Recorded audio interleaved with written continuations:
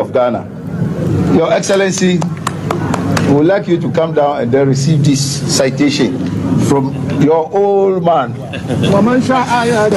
Allahu Akbar. Okay.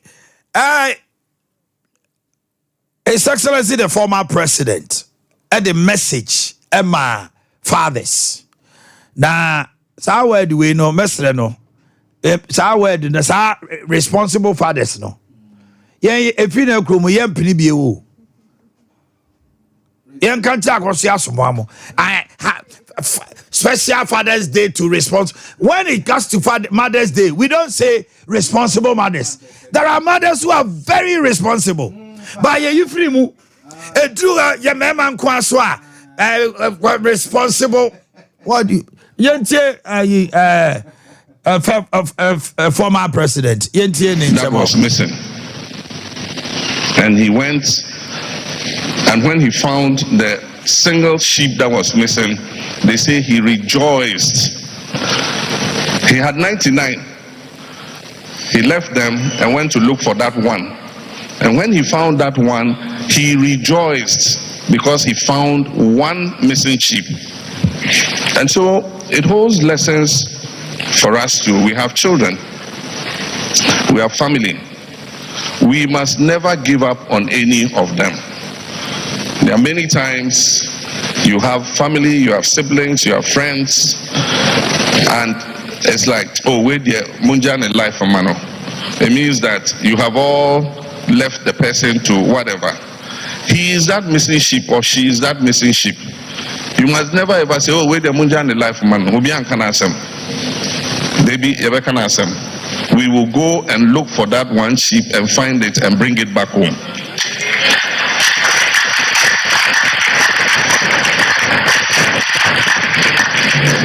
And so it's important that we live as family and as fathers. It is our responsibility as the leaders of the house and the shepherd of the flock to look for that one sheep that is missing. Okay. That the all parts of the import of the message. And they say, omutumi she. Na enkwadano a yegu omugu montene so ne ade a yehwe wo mo no ye betima hye na medemo ko mu be kai ayaw. I don't know say mu betime anya video bi amame a NDC fo bi bu fu or central region executives ebodua obakai yes omo say MPP for basi yenkrofobia mama be register ma wo mo na say Futu Akwa Traditional Council no abani diabo. NDC executive si omume organizer edi omanim ekobo dia. Na asif for su Queen Mother Nana France dot fourth. One okuma name bafo asare chi ahene the second. Atwe omako ahemfie. Na omde omko ahemfie no omoso omode anto anyama ane betensen. And a bodiano. One, woman called Danny. Omuye yenso a womo say, womo edge womo 10,000 Ghana cedis plus 6 boxes of Henneken aromatic snap. Within 2 weeks, normal for 10 sheep. So I'm for ma because so mudi ya paye. Omo ene nananom ahemfo atrase ewe Futu Akwa Traditional say duabo pa de eto obi amodua ena omo akobuso ena esama a omo ko ahemfie mo omo bu nkotodwe ena ohema ne ohene no ede de sa eyi no yabo omo ko adu ti yesi omo na otwe mienu omo fa nwan 10 snap nsia box and I used so 10,000 camera no vanko ya paye pacho ya na wabusa hemfo no snap de siga no ni nyina ye apaye yie Aye. But you do hot man where busa. Yes, Bruna busa no pay. I said well busa. What's your man? I have fena kadivi. Ebia sika no omu wi no matutu sika na gu fo mo na no soso no mo de. Okay. Snap rombe hwie gu. Mame ne twedwaniti. Mame kwa homa no so. Na me ne na hima. Okay. Enjo twen komo. Na yemusa no nia ekoso. Na hima Adam Boakye o. Nana Afranse otoso 9. Nana Afranse otoso 9. Eye asinfo su queen mother. Okay. Na je say eye man hima o. Na emrantie no na ejirejina ho no. You see, Ade we dey be amekao. They did not seek the permission of national executives. When you become more Catholic than the Pope, when you cry more than the bereaved, this is what happens to you. Obi or party mo regional executives cry now way. It could be, but we are told said the they say the women organizer led them, but the by women organizer knew. Okay. The women organizer knew. They make out there say, and I'm penning for pa hade penning for ya de magu wa ko dwan fi ade ya akobodia ukobodia say sa dia bowo elections mu ni ade no issue cease to obawi a ya na accident ni sa ne ma say abosom no ne o mo te on ba bi e na abeka no buruburu mu nua na mo do o ma ba fie no mo ba fie so mo be ye adwuma wo koso de moja be ko de be ko tubo so mo buruburu mu nua ne we nu nyina wi a accident wan ni sa ne ma nyina me say if you cry more than the bereaved, you say sumai no enka efata control fisa because nensa no so nenso abrapia na ne ewuo nti ese no nyina ewro so no de se no you can't cry more than the bereaved and ya bodia and ya say no na no matran kunya te ase ya bomoka and they unam afutu akwa traditional counselor wani mo nyam ne say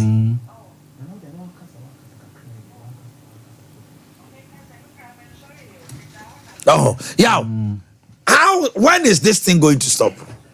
I want a quick one. I am Eid Kasano ne Omanhene Yaw mama futu ode ma mema ne ade ma mentie o ni nyina ya ji a omunyi omuhu ni ya na akofa we nyina ba oh yes ro ya ofi se en so ahwe akonta parties ni mienu MPP ni NDC no unse omohye constituency we na ebia se constituency no kuta NDC a anase kuta MPP a difference no margin no said that the pabe 100 200 bi begumu a mitumi de omu ba begumu a betimi aboa me ama ebia betimi akwa kobini in the case of Oba Asante a baby ti say new adubiase kuta NDC MPP a wini pen MPP fi says yetimi sub nipa ya ma me hwe na Nana Afran said the fourth yeah asin for su queen mother Nana Wada Boakye o.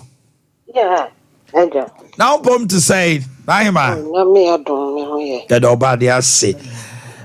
Wada Roma we dey fache yen. Na am say wada mpo ne anya ne wo. Ya dwuma nsa na tie why.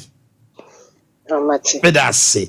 Yo, ya nyantia say eye NDC executives bi akobodua wa futu akwa traditional councilor. Mo so sa ne ma no so. Enti ma bo wonka say mama na otwe mienu omfa snap Henneken aromatic snap adaka nsia omfa sika pimidu 10,000 ka ho ene nwan edu emra obu asem ne ba say ya na na de nananom ma de NDC fo ayo de ne ade paso we ya amanyosem anase nsese ya amanyose ato no mabusu wada Roma Yo, mitia atiefo nyina. Yeah, Nananum, dear, someone who names say any yaman yourself. Yenny, you crew no, yeah. And Tama, Nananuma Cato, say high Mudiawa. And Tiani Diabon need so, yet among your 7 so. Obia, Yane, or more be Diano, be other summer will be. Inti, Yane, ya mamra, we in Kurumiano. Any dinner so the frail. Na say ya mamre ni amanne bi ya de be hohoro ne ma omo ye no na ma bibi boni ansi nti ne ma ye fro mu nti nyama yesem ne ye ya mamre ni yidi ichiri eti brebe na mo de tu dwa se hwe na obi a modua me be to ekra me di ade 20 years me be to nti ya ade e da ho ye me modua wo kura mu. Oh, okay. Tina nye say bia ye beto aba na abato mbre na bia mo hyehyɛ sa enhyehyɛ ya nana no ma sha to no nti say ye ni ade hye wa ha no obi na obi ekukura na obodua amamra ye say ye de ne fam a oye no oye nti obi ada no so wa ha but asa komenti aya na bi mabuso no ma ye nti oye a ye twena so. Now adaroma ensempote be no mo kai ensema omukan de bebre ensema omukan bebre ti video no aye ne de ehu ye no omutwa aboa egu nsa de nkosu agu ho frefre abosoma e wokuro imu nsu e wokuro imu a e de e kanche keka omunsem bebre nti ensem ne de bebre no omukan na yes otwa dwan de na just wakọ nimpa o na just wa miss wa aboa no ho o twa na ye nti ye no de nananum nim ne se o twa mo aboa ne nana gu ho mo jani flow sa na enim de ye kire o ye kuro mu nti o fre bibia ba kuro mu ye no na ye ne ye mpa nti ye si anokwan. Okay eti mama mo na otwe mienu na se o mo busu ana no enho asotwen ne de ene de enyi ni so mbebuso nti ehwe. Okay. Na da mama da ase anope. Yo. Okay. Yaw. As you were saying, say o say omoko twa dwan e ma moja tene sa. Na ofre ne boni bi abakro num. Eno na nananom so musi kwan.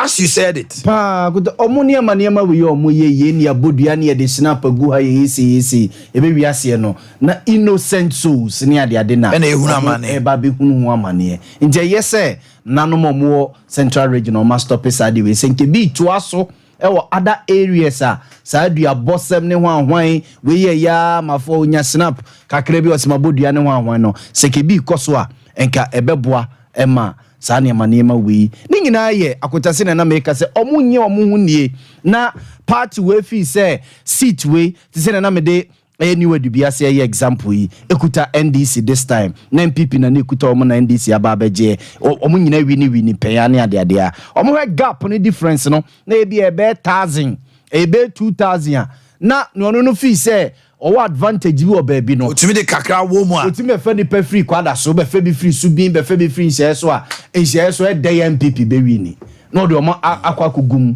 so hu no de adan niema okoba bi ti se adwira amampon omo fi se ekuta NDC nti se MPP timi ya wa de akotwe ni pa kakra free mampon be gu ono mo a gap no se nso a o betimi e de awiri nti sa niema ni nyina ye akotaji a omo nyi omo hunie ene ya na ekofa sa niema we nyina ba fi se ontwema we mbaase amanfo enfomo emma onsesa we enfomo ba but omo mienu nyina MPP ni NDC fo ni nyina they are at fault okoba bi susu a ekuta eye MPP a NDC fi se si ehwe gap na ebi se tepa akuta tepa kuta MPP but difference no said that a crucial NDC really pay with edu say our masa so de na babio so hu ejomzo fi se sa de ne betima ye yi a nya no so be se nipa fi aso ase akogum aso ase this election we hu akuta aso ase ayi Mugabe be safara de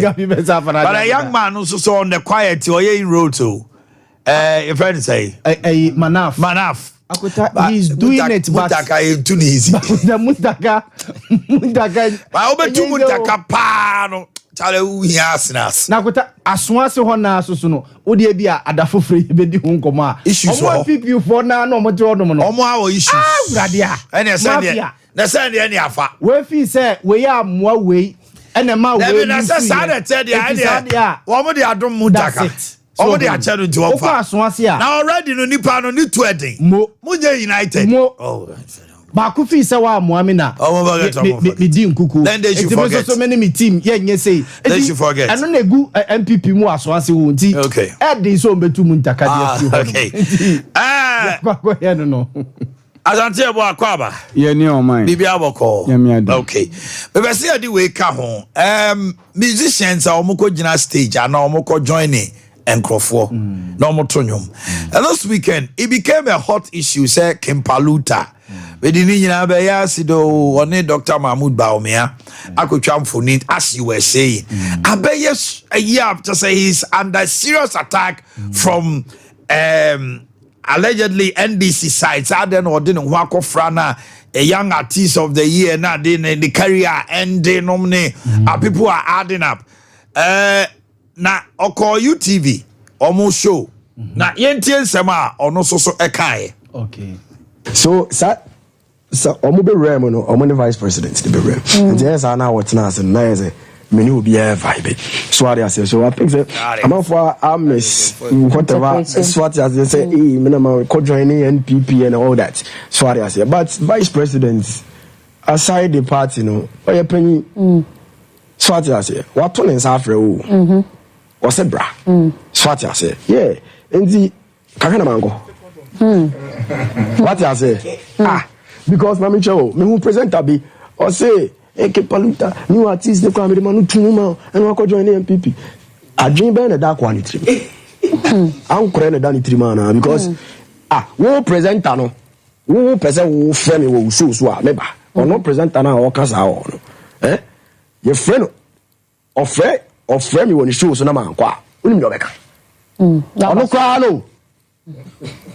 Na o ya nkwala okoma wo vice president what time say me yare so me buy me yare pa o it's musa but tin na me ho pupuloki me yare pa but maba ita na vice president for me amengo ntenye se wakoji sika puduo bi a hye oboto na makwa akoji sika mpokra na vice president na afre me o say me the car me tofu on the call na dey wo man bi tofu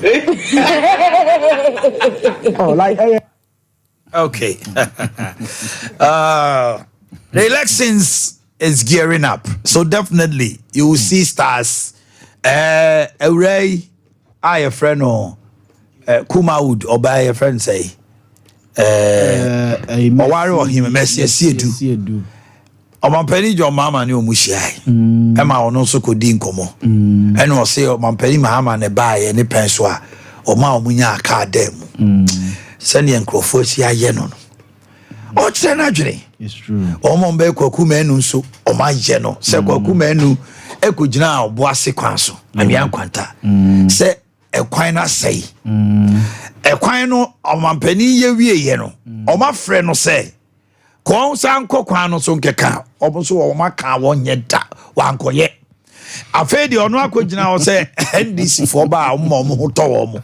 Eti hypocrisy. Kwakuma enu agere ho gina ono susu aba be yi ano se sentwere for ye omadwuma omukuma udu no ho no omudidie eti de obagire omo ho no omo so bagire ne ho baje wate ase eno so ho memo aba no so should musicians avoid political party stage ana na omo koso omo careers yana because now 2016 obekai Chatawale Mahama paper. Yeah. Okotonyo stage. 2017, 18, 19. Betmaka said that was the best year for Chatawale. Awards ni. Chatawale nyum was all over. Lumba ne ball nyum 2016, 2008 man anade. Lumba ne carry egu. Ne carry egu. Yeah. Nasi. Wantonyo mama your mama. Handembore. Nyo ne tonyo mama your mama. Nancy onye award. Osuami sui where you mefrimo. And to me I don't see it. They are musicians, they are businessmen. It is a Ninyum Bayer Dennis will be a here. 2000 and 2000. And yet Cindy Thompson, Mobro Fuji. Yeah. Or to sound new year crown with your award. Yes, do dear. Yet, James, yes, you do dear. I know so and I'm from Nipa also and your car right here. And last say, I said my actually near all part the apple protocol. And you know, and you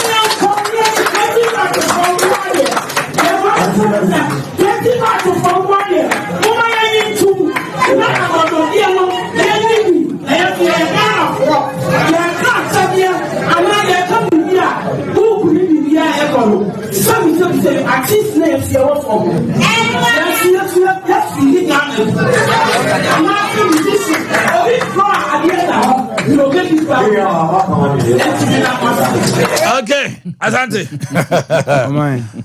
Say about penny person, your mom cast. Ma nam for ma omutiminya aka de I can't get in kitty be mama kambu say emreya banners or sabe biwa omutanechi na man for oh my goodness whether they misunderstood him or they are making a statement mami too Asante my in politics mami fan to just say yenu anoma agudie for no omojo ma home aha ntino say motos yegusu kasa yes do a for such lions is a one lion says say has ya enra ya kam and money aje I mean kasa me ba Asante and you do baby am tim baby am kan na obe kam o entimeti ai ni ti ka oba am so ya na me tia the boy enra ye shemutu na how was the feel hello at the end of the day ewie na asem no your bobo ni wie na score na say mo share 3-2 bia amanfo oh we say I say mo wirem na ball na score la say enra has ball no kwa ne ball a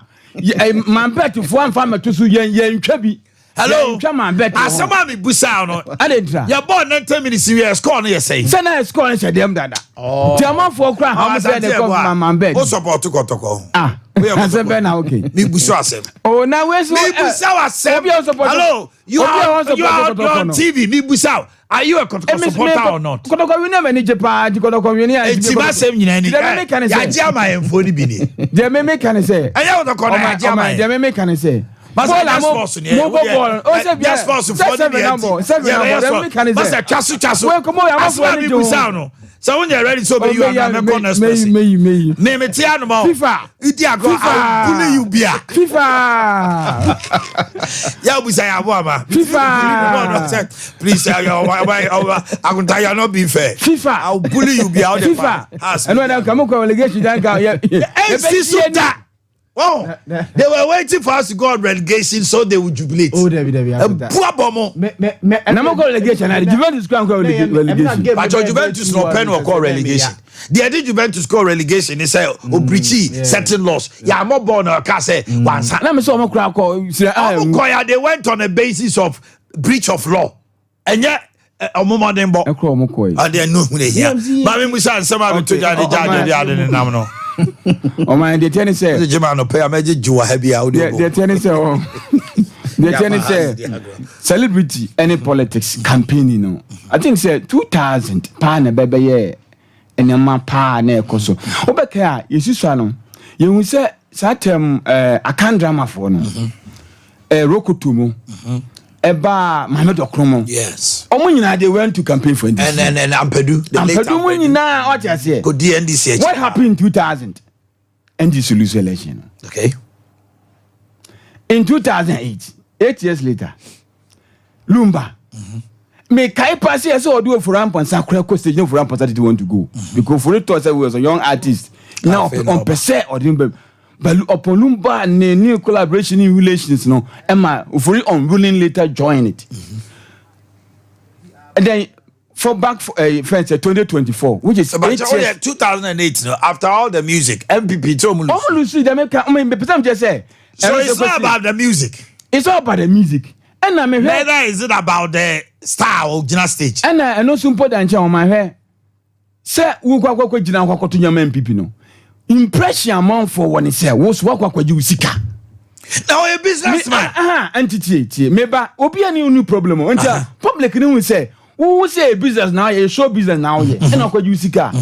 Now no so na sitem to say. I understand you perfectly. No. One problem. Cross join it when people doing this. So why the issue say? What say carrier? Why? The only thing I who say be a send carrier. Sidney Thomas in 2000. One sanction say MPP from Fanny a campaign song. Omode ye no.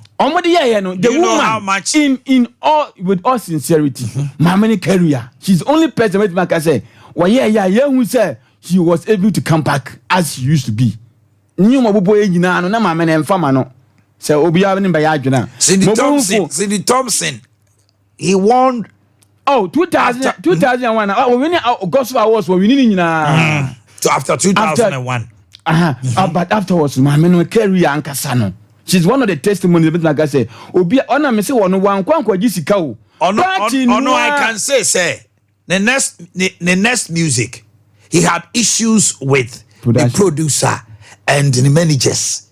And then to me amano na nye anyuma okoboma MPP because sa wobeka anyumwe nkunimdi ye memadia they felt to say why popular sa time so na payola gina mu pa wantua ye mo. So and during that time, the managers and the producers decided say, "Why popular and Tom the Nyomne Ba will be abebo," and the song stayed in the room. Yeah. That was where I am day because the first album, any awards or winning any they felt say, "Why be popular and who he has on the promote to the bill," and I kill it. Okay, yes. So she's the only you know about Diana. She has shown her affiliation from PP all these years. Diana Hamilton. No, and I don't see any career. But who you say, who a musician, who don't go join a party, be now whatever. It's up to you. So, because I'm not for identify with your music, not necessarily your personality. But say, Okasa, Timio, Asante, Okasa. Fane say, Diana Samoa, on way in him. Uti the mixon. Mr. Beautiful. Him. Edu maybe was say and I'm so come kasama NDC Tigrano. Producers bebre wa Ashanti region omni ade wo mu o my ignore no. But John Dumelo parliamentary candidate. Movies. And so about you, how you brand yourself and how you carry yourself. And so carry baby, we actions and inactions. Okay. Me person like I don't go party be our career baby. It's up to you because a party in power. When you opportunities to do so many things, I bet me about. And to me ni but King Paluta is a young guy. Also mutunufu. So, the interview no, nya interview na nyo nsem afifu mu ba no. Say. So, oka say me kono, we say o ka say ankre and whatever be and we say ankre no mu 3 months dey, mean say wo bo tip na bet say Azante. So utie presenter no ho. And sama o kafa abrante no ho. Anywhere so you suma no abrante we dey no nka hwe. O ma dey me pese me chene say but wo one way by virtue of explaining, you got to more enemies for yourself. Okay. Okay. Interview we no. Me no can come in phone so. Because one on one you be tempted to and the only managers na na say o me adwuma ni. He felt to say he wanted to make a statement to say UTV for no show business friend no. Oyare. Yeah. But share platform omo dey invite no na. To all ka sound say na ne hwini mu kura. And also catch am say ne ho popo low key. I want in the power but because UTV showbiz obunti no aba. It is a vice president invite na. Ono ne wan say onkwa. Okoye so no. Within the bus they were all vibing. Ajo asafo ko fa anyom no omo no. Osi ahemfu bebre omutimi hia no a. Kin bra onyu media me po no ne twa selfie. Any or he be a chenansa on any manager nom ne ade. And he felt say atmosphere, a personality like the vice president invite no. On to me ka say a party he went at the behest of the vice president. Okoye no so no. Okoye we no stage now omo ye youth connect no kra wanko. On says youth connect fear guru prior any guru mum ne tonyom. It on the vice president ka so o mechia no. Na nenyom no omode youth connect ni nyina Omo bomb ni se binti no. Omo fa no mra no officially won chia no. So after the bus no, he left. Why should this create a problem? Me who say and the attack on the young man. Say obe end in the career. Why? Listen. Yenyai sadie no. Showbiz no. Unfortunately, on my show now, the business aspect was missing. I can say somebody that Shatawale brought the business aspect of their show biz. It's a show business. Bebre no mo tonyom sa no mo nya shimfrim. Ya wan panifo bebre ma bonyo megu Ghana ne. The ombe di omo yare agese nkrofo na koji jiska koma omo. So the young generation feel say they also have to cash in. They are doing so at the same time the business aspect should be part. Who politician no? If you need him a service. Who are musician na politician be by to say kobo ni shwa. Kobo Jusika. Na Ghana for so tia say nipa no to nyom no a. Our brain was say nyom no what them. Ultimate you see nyom just like that first thing atoto no nyom na yeko. It is so about stage beto nyoma. We are presenter na say we voter. Don't see that person as your enemy. But so koje mic. No ko general say Ghana for Monto abama ba omia. And you know in anim. Two will be catching a catcher no. Kimpaluta, where did he say about omia? Ghana for every before na abo Monto abama. He never said anything like that. Akoto nyom oko. Efia to nyom. A guru atononyom. And you know at the end of the day no, what's the guru MPP ni? Tebi okoji ni sika. They are doing showbiz. Yes, yes. Me the whole the same metias, but me can say boy no opportunity onya and on say and some people walk it defines you. Say on say and some people one with the moment wonya say hi and some people we are there I won't that because we say oh followers. No matter a month obi okwa wontie with the first time I would think no matter provocation walk studio no send the manager and say minia asem no ibutawa fafa ha you say na emwa so that no obi kwa bu ofu otia okay. That's where the manager should come in because it is expected say politicians no they are desperate at this stage no or parties tuning you desperate to be opportunity be na obia de bekwa kwa bibi enti no it is time say omo take advantage because party no we ni we na olusu we a o yusu nyuma yusu ni free woni mu enti no ono so gini sika oso waji we a okọ eno anu wo we ni afine wo olusu so as fine ma me ni nkomo bi mbra Emmanuel Doni wa homa no so ye NDC asin of communication director Emmanuel Memoache. Hello Emmanuel Doni. Quickly right now to the nuclear submarine. Hello, Ima. Let's get that. Now, Kasa. I want you, oh my, yen here. So, we'll call you about what could just say to you, my MPP and this big on to my party. No, what you're saying, one on this can. So, when show, baby, I could just can the same to Nox Obasa shows about you. And then you should also be proud of them. Yes. So, what on your Maya you saw him. Because say tema asen north in sensem bayin apprentice bi abusiani no I took friends a question abusiani he felt very emotional so mu nsuro nyoma the same time no no so no wofa na ye dina kwakọ gina court na say ye koto no so aba so he was arguing with the new patriotic party say was say mo nsuro nyoma and then no akọ court me nyom so na mo so mo sai bo and woman sika dan makra na because e ye on sebo no hu muja so okay Emmanuel Doni. Now, how to say? Okay. I don't pay. You didn't come over brain. I call you say, I see North important. A Futuaka traditional council. Ade Akye Abia, some of your members, so Omako Budia, and you are more emphasis 6 boxes of aromatic snap, Henneken.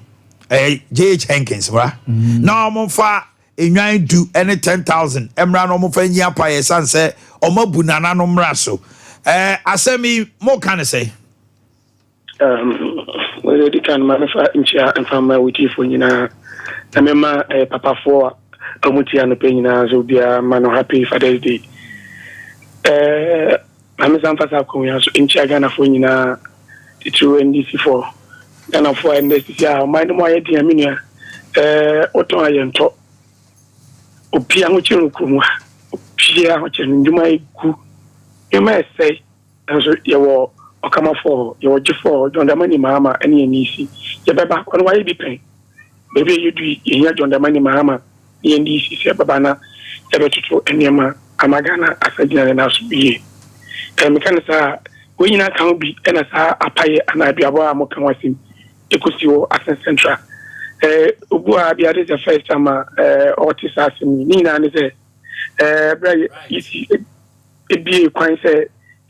Be in place while voter card I between alcohol normal for farmer while person or transfer vote so with me I am na meaning na emra one EDS ejumano then now say bakai me political party ahodo any easy me can iPad agitumu say that process way or say political parties they are an agent and war senebeya omutimi de muni edi dwumedi nechi na obia kuma beto yimu you make the election so a process an event the start process no from registration basis say that about can be declared na election no in a process mini the be ni yan ntia say anewu a central parliamentary candidate go for ntia anewu ade nkofo fika so a be go hotel bi say omo embarrass from wood and famra my uncle for ni ebini mutu kakafa utimi say safo no kwa no na ebi kwa no it was the first time na omoba asin fusu na asin central omuntia de bia omuntia de bia omundi omudwumadi yesu e wa de bia indi election commission for asutri Emma first when you cry about ECO but the police regional commander fast about ebehema asuri eba indi isi no that them say or say democrat but na be etima dey afi mo transfer o vote when it's so there be shares party or say a press conference na ye train central for any of my adri accord here because you can Japan atina promo we dey 24 years na example ni ente say can ko ba go for shaka na baby na ye ni entra na can so onko bi sit na be so clear baby obi bia obi asend red shabu mijima NDC candidate or na offense or beto aman as I say must try MPP for 24 years there is a time member NDC the opportunity me your neighbor now I high people MPP candidate na ko basin ko for free kaswa no ma be elect leaders amaya na na yes na ka say now I it means ya krampo no ya penifo party no omo yes NDA ni no you say kan ye serious it your press conference we be start press conference na nyanti say ye nipa owo electoral commission or isina pam no say je mensa e de krate de aba so political party and for omo office for amoni di process ni chinu obi an de MPM free ho mo obi an na ho o ma be o ma de yes and dem le loto ato mo pese ye nkofo na fe de o free ho se be ya mo betimi atwe mo nkofo no aba be transfer nyade a ye beti ase intino ye move kra efi bi ye thank ye press conference no baby van lodge and ye dey ni say letter commission ho se ba ko bi se mu say ye no kra say ya na musini a owa di ni edi ekire na say bibi ekochoa wotime gba ya mane mo pam ne si abonte emra be na mu gina so de pam mfra bo ti pese ye nga say de ye ye to no makoya apostle na egu ho mai I'm saying Tanya do bema yewura inside. In fact, yes say so my enko inside there until say you see benya directive from your penny for yes you ma obia enko inside say onko register is say or say you nipa ewo ho na ma wo de ni die che na so be free baby go already na no ye yen die say mo de go fa be gu hotel wa mo twa mo bank kakra but political party so one call and a message on a platform nipa be rebate me about me no can say they are no just a call a political party the comforting service ana easy any as a police for no prevention but and this for to buy me am kina me Christoni me modua na me dwabon so end obi so ntwemoni or the me ma na ebofom ebi ono so ngi duaboni san so na yewo amanfo omo so omo nkwa sori omo mugunza safo omo so omo wodom so omo gidi safo enyina no your political party ni mu independent ebi bompa gatos egu electoral commission ono so na se mo fo omo so yomade na traditional affairs omo so omo yi apaye se obi na adwan na se obi na yo kofan kofo every baby ediomaba na ma a onfata ensem fata say or transfer the vote ediba asin central na mmom ensem say o pese ombra na ombeyi ombeboa na anewu emeye MP e wo sa kwa no so na nanu mo memma nipa no kwan de emedu omuso apomu yoma paye etwa mu gan eye de omuso omgidie ekire om nipa na oye kram oye meka say oye owanjo njo nim amane ni amanwe yewie no eja bibia switcha ena regional commander council frɛ eti o be frɛ obaye e be frɛ me ni regional election director ni yisi for kwatinase kaya sese na be asifie baba no o de enne no oma nkofo enwo around na omufo mu ni ndinchie ni ntwe de be free ipack sata na meeting bi so e koso kan na me fa sa kwa was regional police commander no me baba na war so e dan say we anamo otu ye na otu anamo na e asudwe e ba ho ya yewie ko afa mo nkan na mnya ni je na nanu mo say omuhia ni ye penny for anamo hia e wa fi but me mentima nko bi die but ye chairman ni penny for awodo bi e ko am kan nanu mo say friends then ye modua o na mo say ko fu ya bodua ni say there should be a complainant in them say ye penny for bi say mo say and I wanted to buy you say abonifia and I'm trying to say moon social media send number nam so okay just and you be an abebo you could be say abonifia one was moon social media in Yamra ya buy so no am say your money party no na nemo individuals or more video more say or more body and sa for no omunya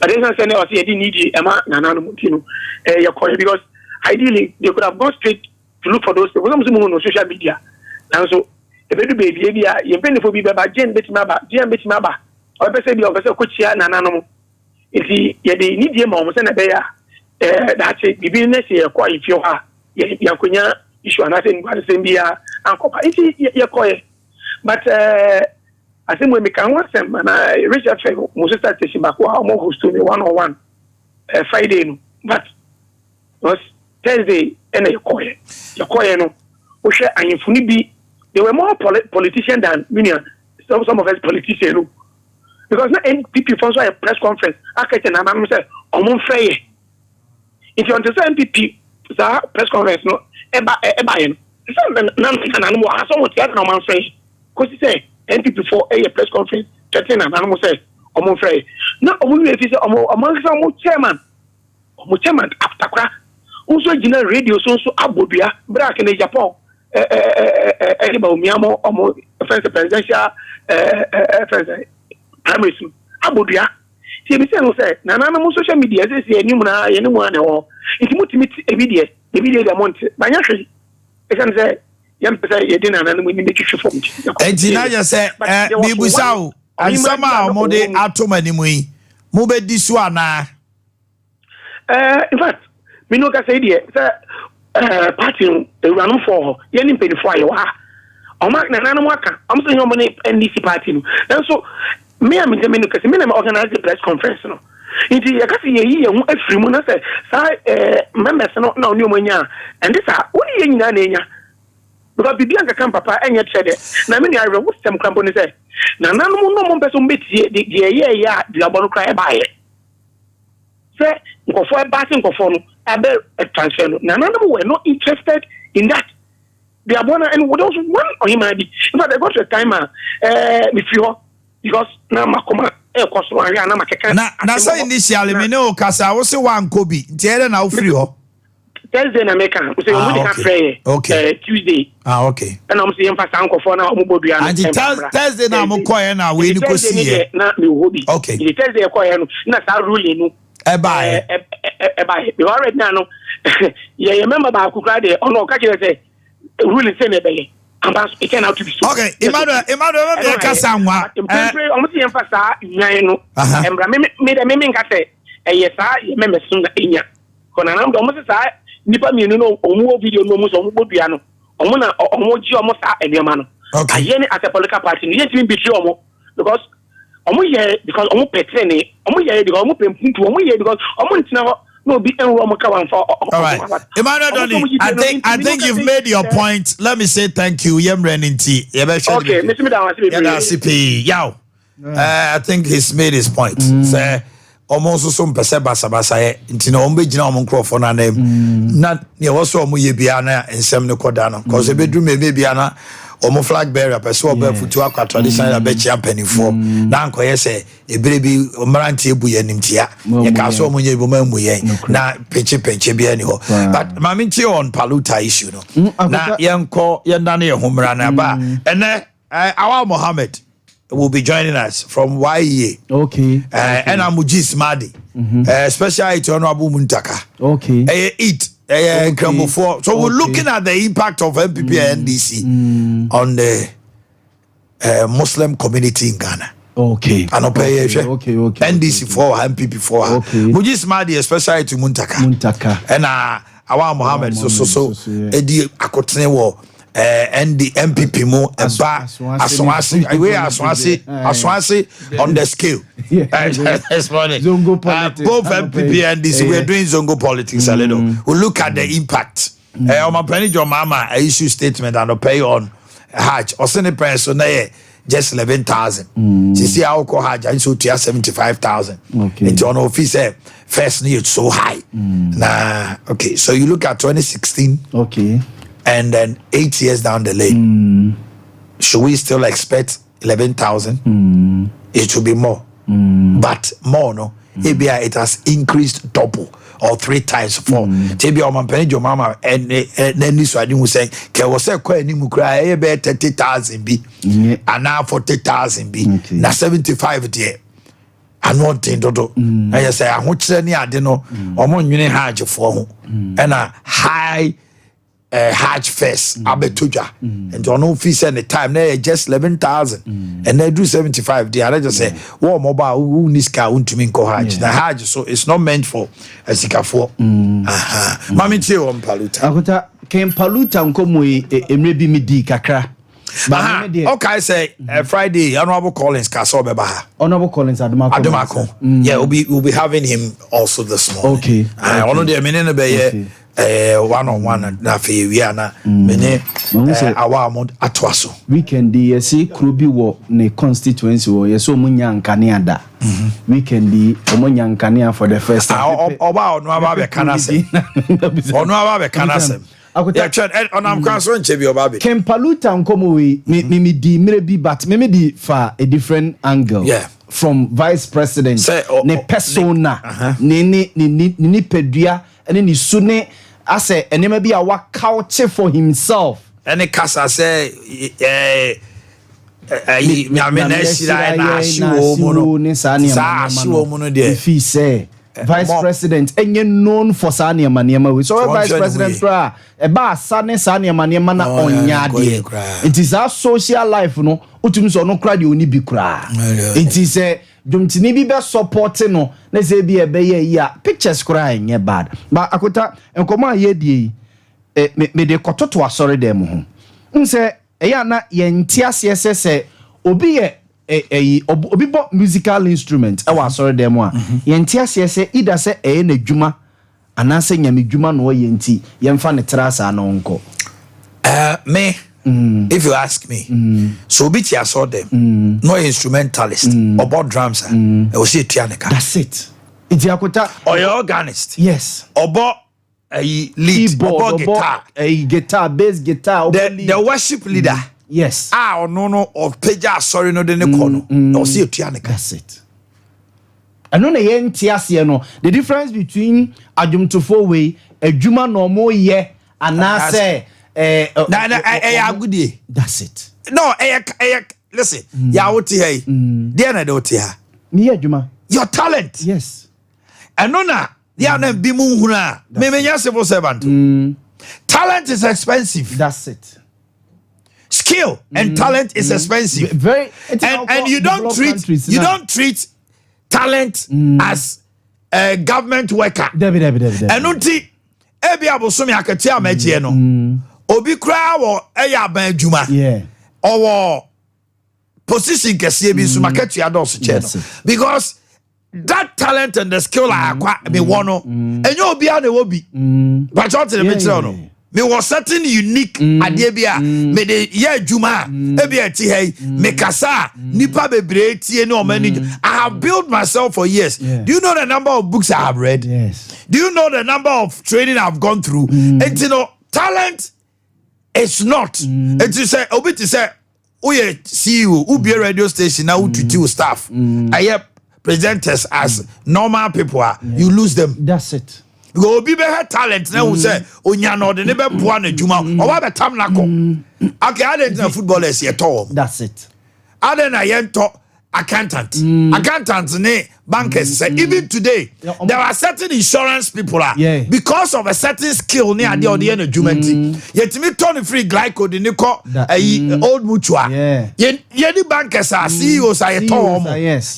CEOs of certain banks. Bonso o match free amani sika amano eniema bi no agya adwuma ne kwa no call different place. Life is not like that. Yes, these guys almost so adwuma na omo just as enkoya anwum tofo nko ye actors ne ye actresses no almost so adwuma na omo eye so hu at the end of the day obekọ fie our family to feed owo emma eni kunu ne yere ne ma eni ebi amame any nuanom a ose ohwe wo mo ye kro ya na ye bekọ akọgyina ba bia kase koshini oji ni di tira TV so kasa be oni ba bi kra de ni tito hwe na onam fom a wo kon ka we no team just stay here atade ese no they expect them to live a certain luxurious life mo na luxury ni edede na eto ene omo ko University of Ghana kosua yese dondology ni ho ahwan no they learn these things and they acquire to the extent say ebi ko University of Cape Coast ekosua music musical oya beye ebenya masters ebe PhD ewo music mo and so bi ekuta PhD in economics now say yentua nika you know bi kuta PhD in music and as a fine art now so no de ye hwe ne say odigi wani and journalism ye obi kuta masters in communication obi kuta PhD in journalism and as a broadcasting o si yemfa ne say tra akwa wo school akwa ye PhD ebia ukuta PhD in medicine ukuta osi yenhwew ne wiase sika nyina yemfa emma and the same school now no so koya akoya music and the same school 2009 and I did my masters in consultancy and then strategic management and who you be what the bank me de no me extra talent and me de amame me kasa edi jiji wani ni ade na meti hanom a wo be say etua me no ka ye emfanet ana we say akwa mu he say say bi o mo say agofo ma jimi o no ma say you see when na ba e o jimi o me ni ji o my video efe pa o so at the point in time who a journalist kwa na ko bi fie so ko ware a na emu oh yes, because now quiet to say DJs, school dropout. And you were never baby and come to Obebonyum. And your DJ be on our masters. Yes, your journalists are yet to tear in the mono. You bought my own masters. As I tell boy masters, I've done my masters. And you tell me a kasa, you could say that's it. The intellectual ability to analyze and assess situations. So Abrantia na o efe Kimpaluta no wabonyu many years na mfa oni kwa me yuji ye ebenya sika na nti ebenya sika cha na shutu no e ba sa wa ye nwum asido e no ne ba ku bi boy nwum no say dey adano awo frɛ hwan me hyɛ me lie hwan me now ne asida nyom no is the biggest music in Ghana. And you know you expect him not to enjoy his fruit of his labor. Come on. Nti omo yenti ase se adwuma ɛna these guys mo yɛ ɛnɛ yɛ obi te sɛ ɔkyeame kwame okuta masters yes ɔde bɔ nwumo yes boy ya na anu ya waba so amrado sɛ de amrado ɔyɛ ne masters ɔbɔ nwum guru no ope ayi University of Ghana open SRC president. Na yi nye SRC president your friend say. Akoya obo Linda yai. Batman. Yes. So you want the SRC president like Gimpa. These young men want to grow. Yes, they want to grow in the industry. Near fane tra say. Omo ye juma just as obi ebeko no akwa kosua ebia lead guitar, bass guitar, keyboard. Wasua a master.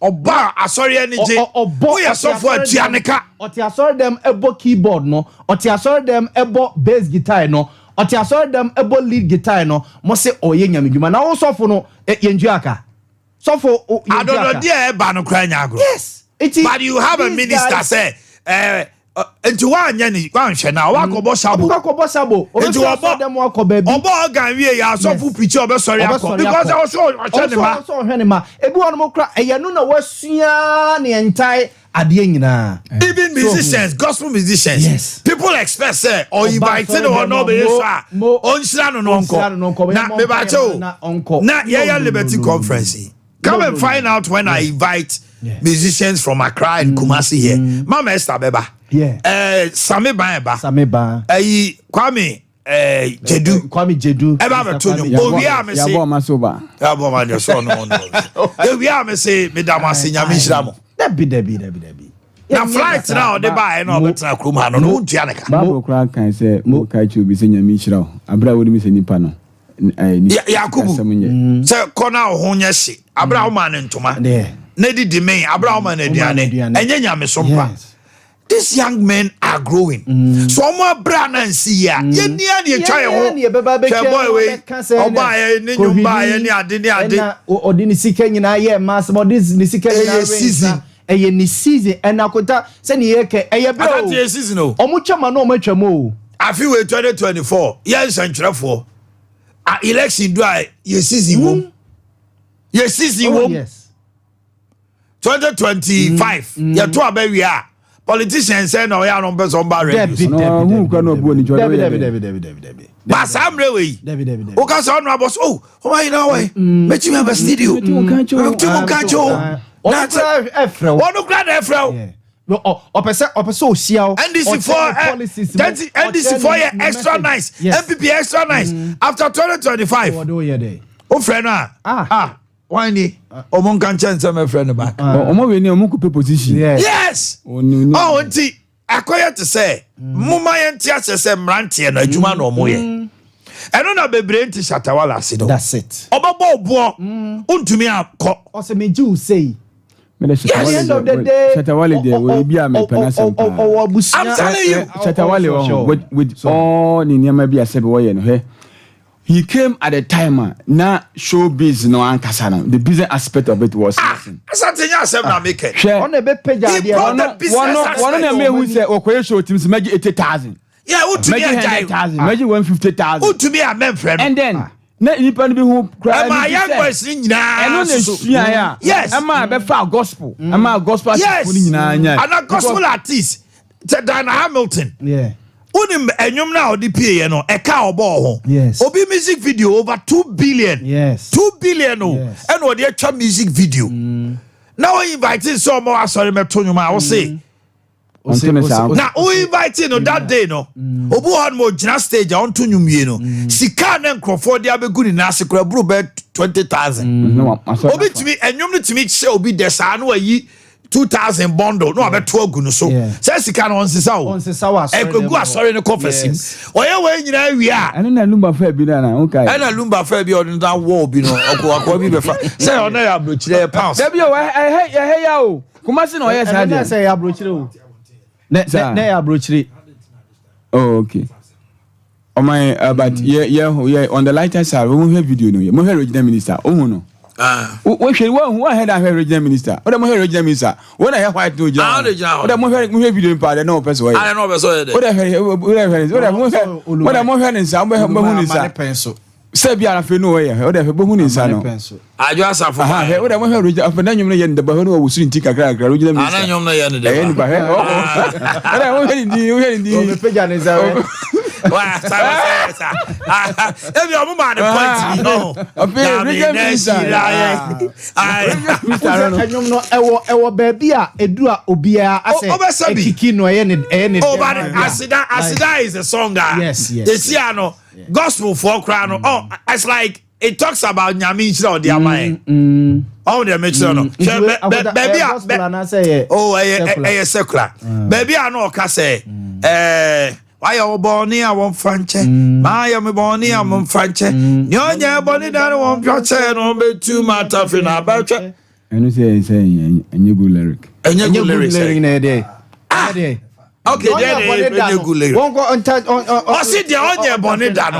on tafri na ba twa me here o be too atafri which means say other thing you can substitute but that word the other thing no so be say we be ankanya o kwame ahimfie so obetuma atafri na ba kwame ahimfie wa kotoro kwame ahimfie no ate kwame ahimfie so obetuma atafri na ba jo lyrics ni good but ebia ahye wo mo no na ebia no akutia kakra but no so ade a niche me mama Esther nyom anyum be na nya kutia but the bedroom maybe no dance ni akasa me lawyer akasa lumba nyum abo wi ati na nya kutia lumba nyum akutia bia ni ho ese no lumba nyum be anyum bia ya papa na kuta ye kuma senya odo a eyesika ye sika eyekutia ana reho enu an ye de te na niji obere nsa like sani me yam ni nyina ye wa hye nyum ne pa ye nyum ni nyina ye no a ne nyum ba ko say adawo ka se wo ma no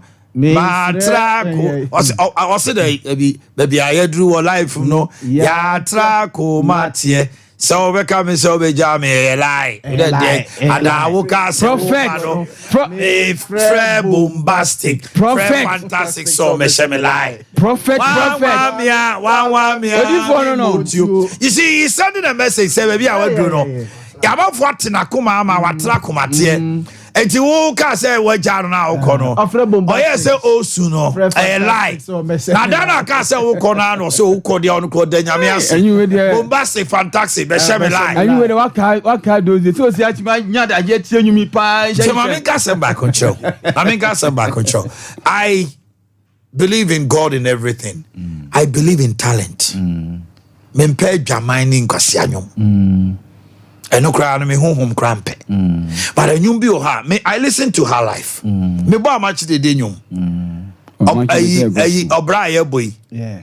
Bebre. Amachi de nyum de go. Bebre fa ye kosifi. Inspector. Asemboni say I play.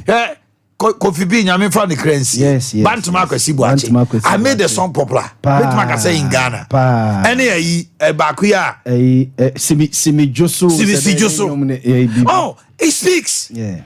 I mean, you be all my boys in bar maybe just a passing with me time car.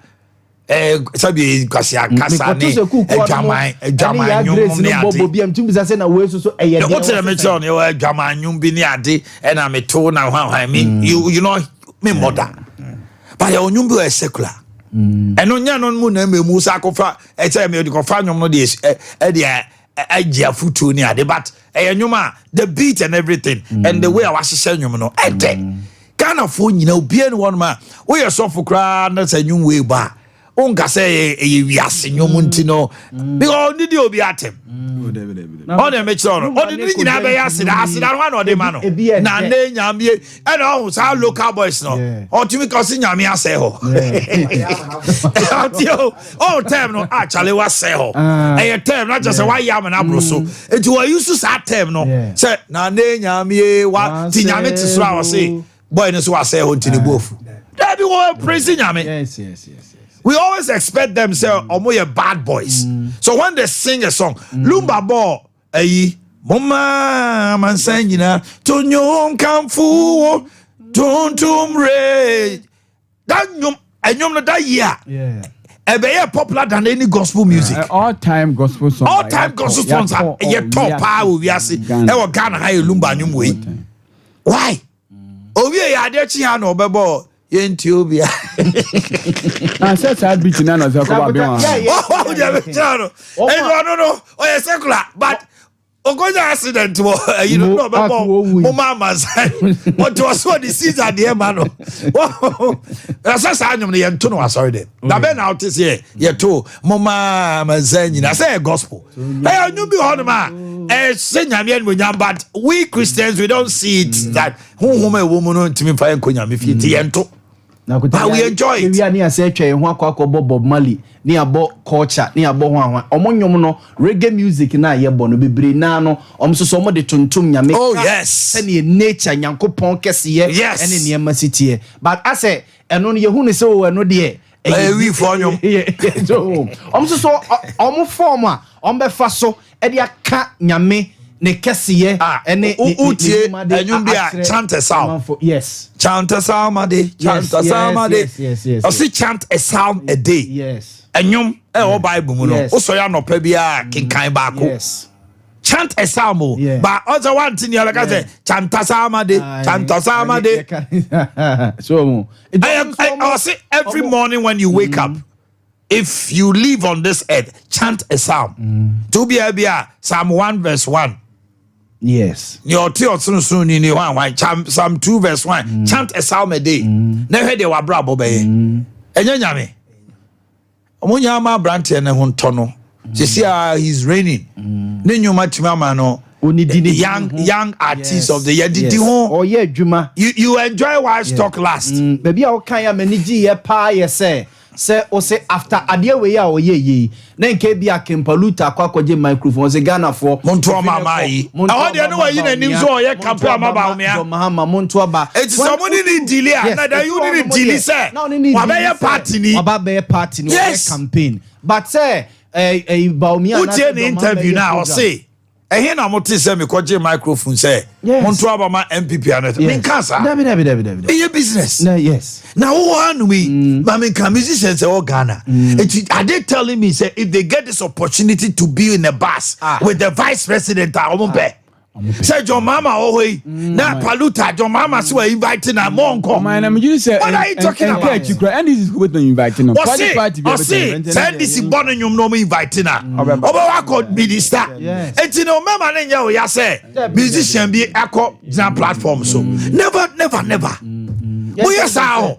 na mo gage sao Ghana for ye kill talent azonto na e ba ye ni ayede o ye hu ye ne Nigeria for afa ade biara ye Ghana for ade a ye kura no na ye ne ade no asisu a na country bia be fa am piano sa omunyum bi ese am piano yi she the South Africa for ayama enyum no ene Ghana ni kura bo nyum a we jai high life music ho omubo am piano ye free South Africa for ye hu dede Nigeria he the way Asake ni Davido Muni womo how they have couched their music gospel na ko he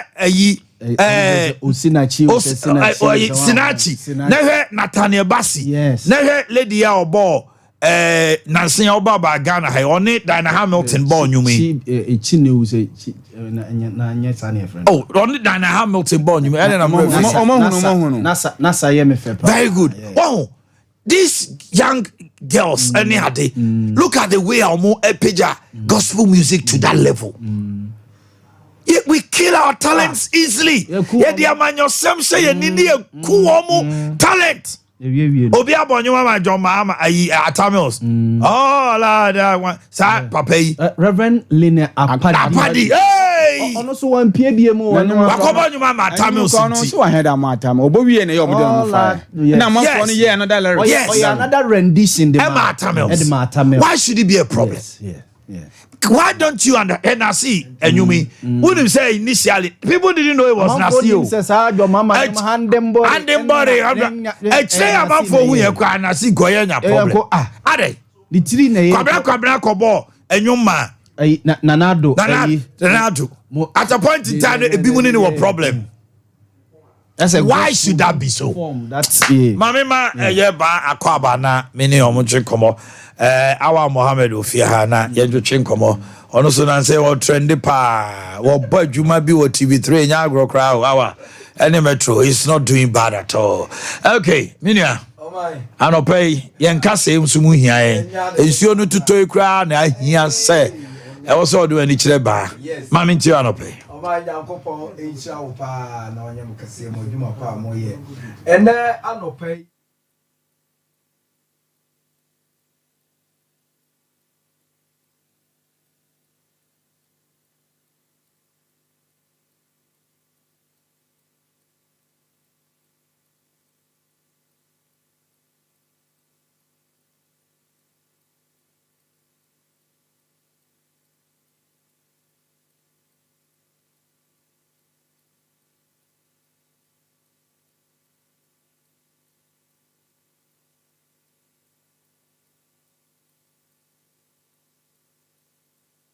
almost so mu edro kan wa obohu se nipadua no ho ato say for enti na anopay obeje Dr. Ba number no said ye be ya said ye sesi ewiemu aye nwunwunu afai awe ya ba kakra ye nipadua ho be kire no nkasa ho be kire no no se sesi ade nkasa ewura ho de oje kasa eto ode ahaban etu sa ya de na won kasa mu nyina firi ho no eye ba heba hospital aye wo Kumase Atonsu Agogo number ye didi juma no eye 0244 988 004 0244 988 004 and it was 0244 08 3482 0244 08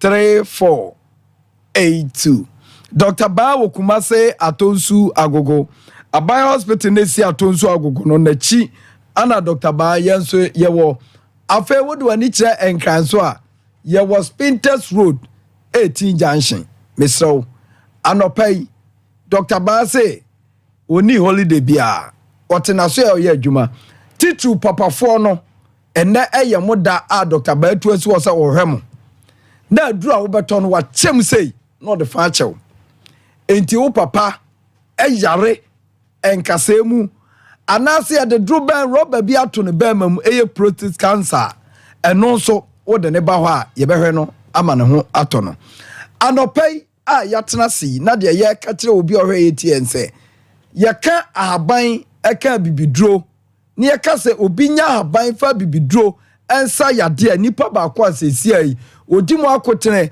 a obi age na die eye Dr. Ba na ya haba ni nyina nso yade pa ya haba ni timi pam ne ko ema hu se yade we de na tete nkrofo abrofo kura anya ho aduro no eye wudompe ene wo kase emu yade ya wono ma bebre wo se nka ebo nipadua no kase ni dompe ne ho bai nanso nipa ko anyini ko nanimu a obehu se wonya biem enti na ama ne dompe ne kase ho adampan enti da bia na yade akotrete nipadua wudompem enti obi yade etini dompem eye sasabro rheumatism no no de time we ni ti eyi ne ho eye time we wiemu aye nwunu kakra enti abrantie bi frayen aka che doctor se mire bi atwa aka che doctor se wanya visa kwa aburuchire na sasabro woni nipaduam na Ghana kura wo kakra ne ba wonhu de wo ye nipadua enso wanya visa wo so kwa aburuchire ba bi nso okọ na wo ho pa ana Dr. Ba ema ne ba yen ya so ye ho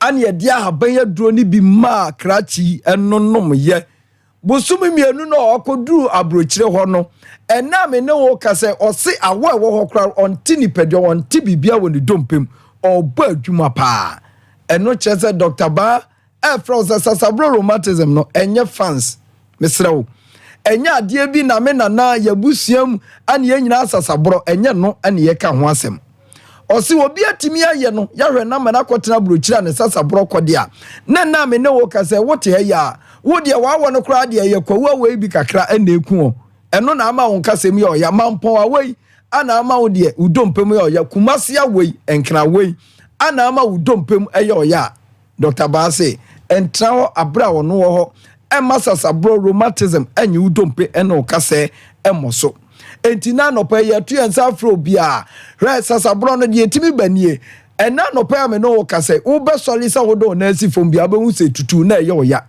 obi de be so ne kotodwe ontimi ntena na na mu kura obi ne sese ne nkasem ba wene saa menne ontimi kura nsori mfiri kete so obi osori mfiri kete so ameka se ode ne nantaburu ni si fom a na aka wo no na etwe no ni nyina kire se sasabro rheumatism no awura nipadua no ma be kanka se no na wudi agro betimi ase wo nkase ama wo nkase ne nya hotobiem enti na no pai sa wo ba ewiemu ye nwunu enso toto na se odompe no kase no emu ye oya eno ana Dr. Banse ya sutie pa na bra na so ye ho ne emfa bibiduru ahaban entu sasabro emfiri nipaduanum enti obi ena make say ni nua ba akoka ne ho e friend arthritis ono nso noma weya bi no ono nso oye no no de ba bi o tratra pa ye nipadua wa aposo enti na no pa asole obehu se wo dwantia ebia wo nsa we amekan etutu eye oya eno ahwe abeka sa asoba na aso wo nsa da bi arthritis na awura ho obi na beti ameka say etutu no ma ne nsa so korema ni nyina no o de ba Dr. Ba ye behwe obi ne nsa ntien a meme dia aya kama obi dia dufu ne dwan tena apagya ho no aya apoti ni nyina no ya arthritis enti so hu no ma we nyina bi woni padua no ma hunu se ensonso ya ba nipadua no hawo ne amane bi abam eno na Dr. Beto ne safro se arthritis ya de no amen ne wa aposo eye oya etutu ama wo ya wo hwe enyeye sasabro ya de na aje won kasa aboso ama wo nipadua mu nyina tutu nyina no o de ba Dr. Baye ya so eye ho a ade edidi dwuma ho eye haban ye ba mu haban aduro ama face sasabro arthritis ya de ni nyina afiri wo so ama won so onipadua emu adwo ya number ye didi dwuma no eye 0244 988 004 0244 08 3482 0244 08 3482 where Dr. Ba your number no enna me no kasafa obi a wanya nkwanhia ama ne dompe emu abuo mesraw da bia me ka cha wo se wo dompe no kasa ne se mubu na de kwaye papa na ote akire ho no maame ba akọ de ne afra na ta no otwenan na wujeja no mo se wo dompe no kasa waka ho nipadua sai wadi dem efisa maame ma example bi hwe ka ewo sesabe wo de petrol se gum na satai no sha ase ni nyina dwudwu si fam a wo de opa ma filling stage o yemfa petrol wo wiase nyina ma o ka no ntimi ntuda sana dompe ne kasa tie wo nipadua num se wo tena wo mo obi se wo kasa wo dompe a nante ho be ye ode ama wo enti bra Dr. Ba ho na obi a ni dompe a na ne kasa emu abuo no yemfa haban ento so na kasa ni dompe entoa na ntene ye se de be ya awoba wo dompe ne munya oya fi so obi ni dompe mu abu am yese ya to ama no enso ne enso to kakra awoba ne mu ye ne ya oditia wa ontimi ntia eno chesa kasa na ntimi anto ye ni nyina no hu bia fabla Dr. Ba ho se wo dompe ne bu anra enne na wotwemi na wotwemi ensa ye kwa afia bomodin se wo di kasa ne beba ame ahweso aye wo ma ne tra afi kwa wo behu se kasa na asai ye ne hwea enyeyi enti obi a ne dompe ana ne kasa abu bia no onfa na ni nkyira yan Dr. Ba ya so ye ho na no pa me no kasa yemfa aban to so na kasa bi emu abuo no yenye ne yema no na onipa kro no ono nso onya ne fa ahodie enne obi kotodwe eye nini no cap na ebutu so no ehuri kwa na ehura kwa ode ne nsaka na akohye ne ha na yi afiri o mesrew kura na ebutu kotodwe so no a wo de oka wo do nsaka na yi kon ni nyina ye yade ana abamu na de Dr. Banse yen kan che ona no pa na hunu se owonimde e wo sadi esiwe kotodwem no wo haban a ode to so ma kotodwe yade afiri ono ana ye chirwe ene obi a wo kotodwe mu ha ne amane sebe ebia ne kotodwe no ekeka deda bam ana kapu na butu so no kra no eyi to nchen ni nyina no na Dr. Banse oba ye behwe ne de ahaba to so na fe yade bia aba ukotodwe mu enu nti ama na wuntimi nante ene obi kotodwe ama ne nan ya chia ene obi kotodwe ama na ya nanta ene obi kotodwe waka dem wuntimi nsole nante ebia me no wo kasa no pai de wadwini nyina ya on se wakọ baabi wato nro enti wabamu abu mame se wanhweye no ansole ama Dr. Ba ho anyi ani ahunu se wiye mre yim ne Ghana ye wedie enipa otimi hwe kotodwemu yade ya Dr. Ba no ama o yade no ebeka ho ache enti na ya tu ensa fra obi a wo hawo ewo ne kotodwem eti esi abrochifo ananka first no nanka yekase obi kotodwa ya ne yawa amonone a ne atam ne dedade na ekohyem no ene omote Dr. Banka wuma ba ku free US eba Dr. Ban so eye nanka abrofo no ikoye no operation dedade akohye ne kotodwam ana oba Dr. Ban enso na me ne wo kasai maami kotodwa ni nyina adwene sei ama ne kwa abrochire ama abrofo no kura busa no no kyerɛ sɛ ɛyɛ ahaban ɛna ewie kurom ɛyɛ Dr. Ban na didi dwuma yɛde kasa no aba awie ɛna no yadeɛ bi a woni padua no a pɛsɛ yadeɛ bibiduro de ahaban etu saa yadeɛ nase no ɛno ne yɛ kan fa ma asɛfo ani kyerɛ Dr. Ban yɛn ya so ɛwɔ ne yɛ gye number no ne yɛwie kasa no number no ɛyɛ 0244 988 004 0244 988 004 0244 08 34 82 Dr. Ban Okumasi atonso agwa Ban hospital nechi enkran ye was Spinters 18 junction and the papa fo nyina fo mo ani nkyerɛ Dr. Ban ya so ye doctor na transi ne ehwe o yade e ma yade ni nyina nkɔ na awie a de wodi be free Dr. Ban ho no eye ba abusiafo momma ye nane ye homra sisi ababa me edi kan no ma me ma awal akwaba awal salamu alaikum wa alaikum salam about your wife. That's my wife. Oh, I've been seeing your short videos on TV3 and then on other platforms. Yes. And this morning, Mujid Swaba. My program no dey bia me hwe. To watch my TikTok account. At times, no, I papa in the morning. Yes, I see. Especially yeah, discussion. Mujid, salam alaikum. Walaikum salam. Now, what to say? Bibi Aboko. And I don't pay the Zongo politics. MPPD and DC. Exactly. One more eba. Abemwa. One to ye ni one to say send ye boa. Our Muslim community na almost so tiene. Bi wasumo bate niema pa mama mo nyina akwa ba de me dane mo ho abasisi a just some few minutes na ye de dwatonde no aba na ye tenase a ene no yensa beka a special guest Collins Adomako mensa deputy energy minister or se boss obetwam ha no nti oba ene ne betwetwe komo but ene de time ni nyina ayemo dia me sports team no kra no omo so omo je omo home enti ene say me ponten and sports for them but point what Mati the American now in your time ma almost so intimate. Let's have the commercial quickly. I would beer. I mean fufuri yet down. They watch out balance na wakan from a more fufuri. You want for tintintimo.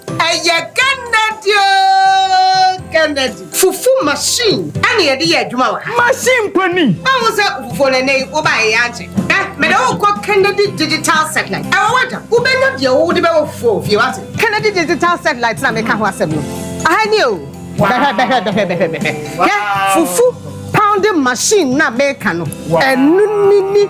Uba Kennedy digital satellite. Nyama obenya bia atoni. A commercial fufu machine, flat screen TV, washing machines, electric and gas cookers, deep freezers, fridges, industrial sewing machines, air conditioners, any home theaters. Uba a wager old barrier. Yawo a traffic light na sepe. Opposite Kokwabite Junction, Kaswa Road. Na say on number no 0243 074 750. Say Kumasi Swa, Eduma a family plaza. Say a patata Swa, Adum House, opposite Police Depot. Number is 0244 385 128.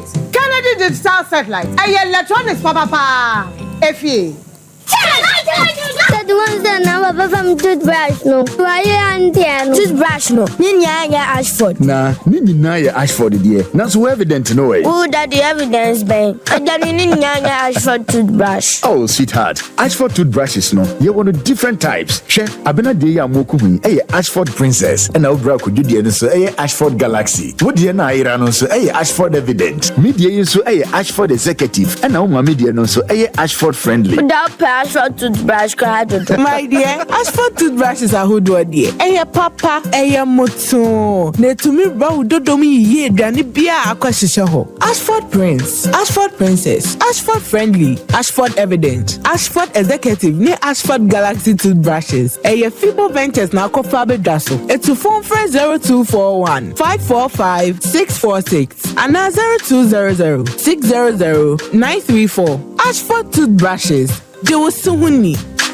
Mommy.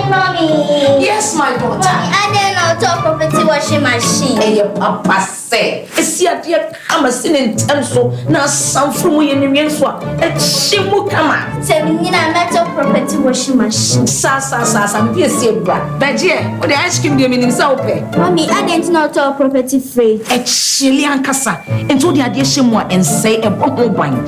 And train in a muncania. And I will ton swat. A papa. Hey, I don't want to say. Property air conditioner, no, fantastic. Daddy, I didn't know top property and conditioner. Property air conditioner. Who saw ya and them high? I said I special compressor. They are shame. It's a money down so. And the net I can't tell anymore. It's in foot room. Daddy, I didn't know worrying, mommy. So we pedo do it to Fred Tony Sack. Ewo Accra Spintex. And I say Kumase Fred Tony Sack. Ewo Doom a Bay Methodist Church. Property. Top Papa Preco.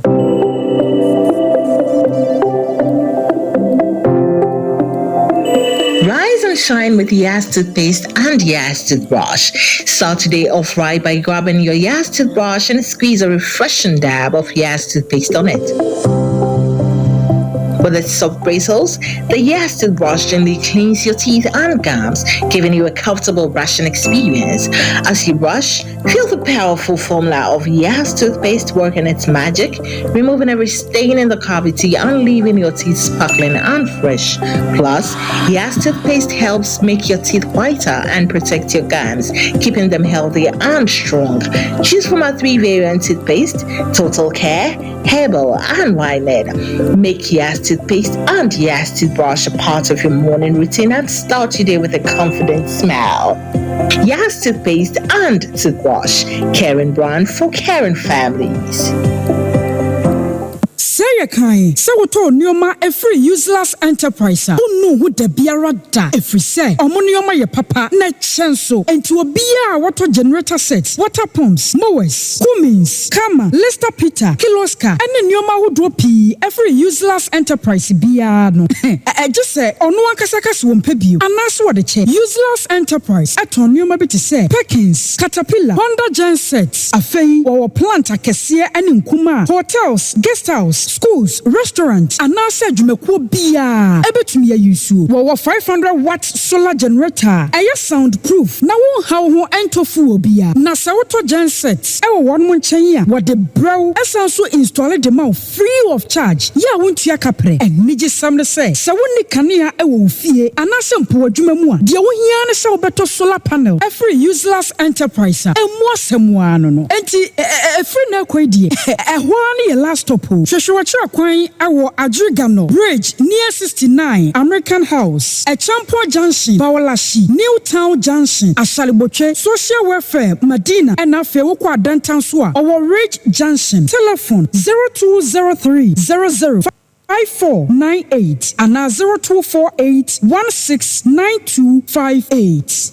Ene B2B Travel and Tours sama akwantu sem ayemre se akwantu onko ane odadwen dia ene fa hubo B2B Travel and Tours na baby biara wopese wokọ ewo wiase ya wode wo beko aye bida ye no kredi enti Ghana man nyina agye atum prekope for B2B Travel and Tours ye be travel ticket no amount say ye Accra Dubai Accra Doha Accra Heathrow Accra New York Accra to Calgary Accra Kuwait Accra airline bia wupe bia say ye Qatar Airways Kenya Airways KLM Air France Turkish Air travel ticket wo B2B na obi amfa wensim say watermale na ope flight akọ Takrade ana wo Accra na ope flight akọ Sunyane ye uhia ne wo Ghana card you too can fly say auto ticket e wo B2B a ye ma 10% discount unya ne wo ba bia ye hotel reservation for B2B Travel and Tours. It was 0244 536 728 and 0594 287710. Yo Kumasi, Offenso Ahinkro, ya Ben Louis School, no. B2B Travel and Tours, where the journey begins. B2B Travel and Tour, yeah, number one. So second bank ya sim kwamba ko pe e bank mo no emfiedudu ni no masom yen ne yeso ye kase ye da customers ni ase se mudi musika sam e hye yesase ye hwoso ye emamo afidie otu second bank yes save more ne nya sika ne more ne yeso yeso more e ye more ani gisam nko an otu second bank ka hu se your current account, savings account, fixed deposit account, susu account, your infant minor savings account yes save more money dachi na for support show and a beba home. Your package bit to say, a bayajuma for Bosia, or to Susu our Yasayano, near Shahun at the Maubosia the Duja. Your commercial and as a business loan, funeral loans, Eduma former Katia Mayano, Mubetia Jimbosia Yasay. Your micro and our group loans at the Nipabami and Sa at the Echo, where no air collateral free. Na AC one so dear, a whole Shesabro one auntie. I bet for quite for Sunny Sikanano, a big cost we are Western Union, East Street, iTrans, mobile money transfer, bit to say, Ghana Pay, MTN Momo, and Jackie can win a Ruben Yabu Yasay. Abra M found say, what count our Otuasika Bank, Otuasika Bank, or Kofiasa Mamponsape, a drab of 4, Malcolm King Council, Dr. Mensa, Swami, Freya, our 0504 842 957, Otuasika Bank, what Simkwaba compare our Rabanking.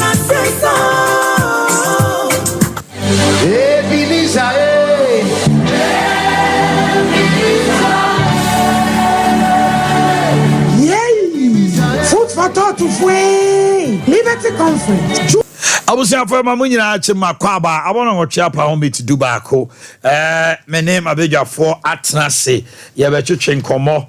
Na yedin komono ye Awal Mohammed a member MPP communication team by youth where you say why you yes youth employment youth employment agency wo kasa mafo no Mujis Madi a special aid to Honorable Muntaka also wa Aswase wo nyina ye local boys from Aswase meba meko honomo esi ano kwa Aswase a wono na omoto abama no say onye chire ni ejimeka say he's the CEO of Aswase constituency enyasem ketwa kra na and then we're looking above the achievement of NDC and MPP at the Zongo sir e ba say Zongo community sabano MPP abedi power NDC abedi power MPP aba it was NDC Rollins it was MPP Kufuor, it was NDC Atamils and John Dramani Mahama, it's Ekufuado, Dr. Mahmoud Baumia.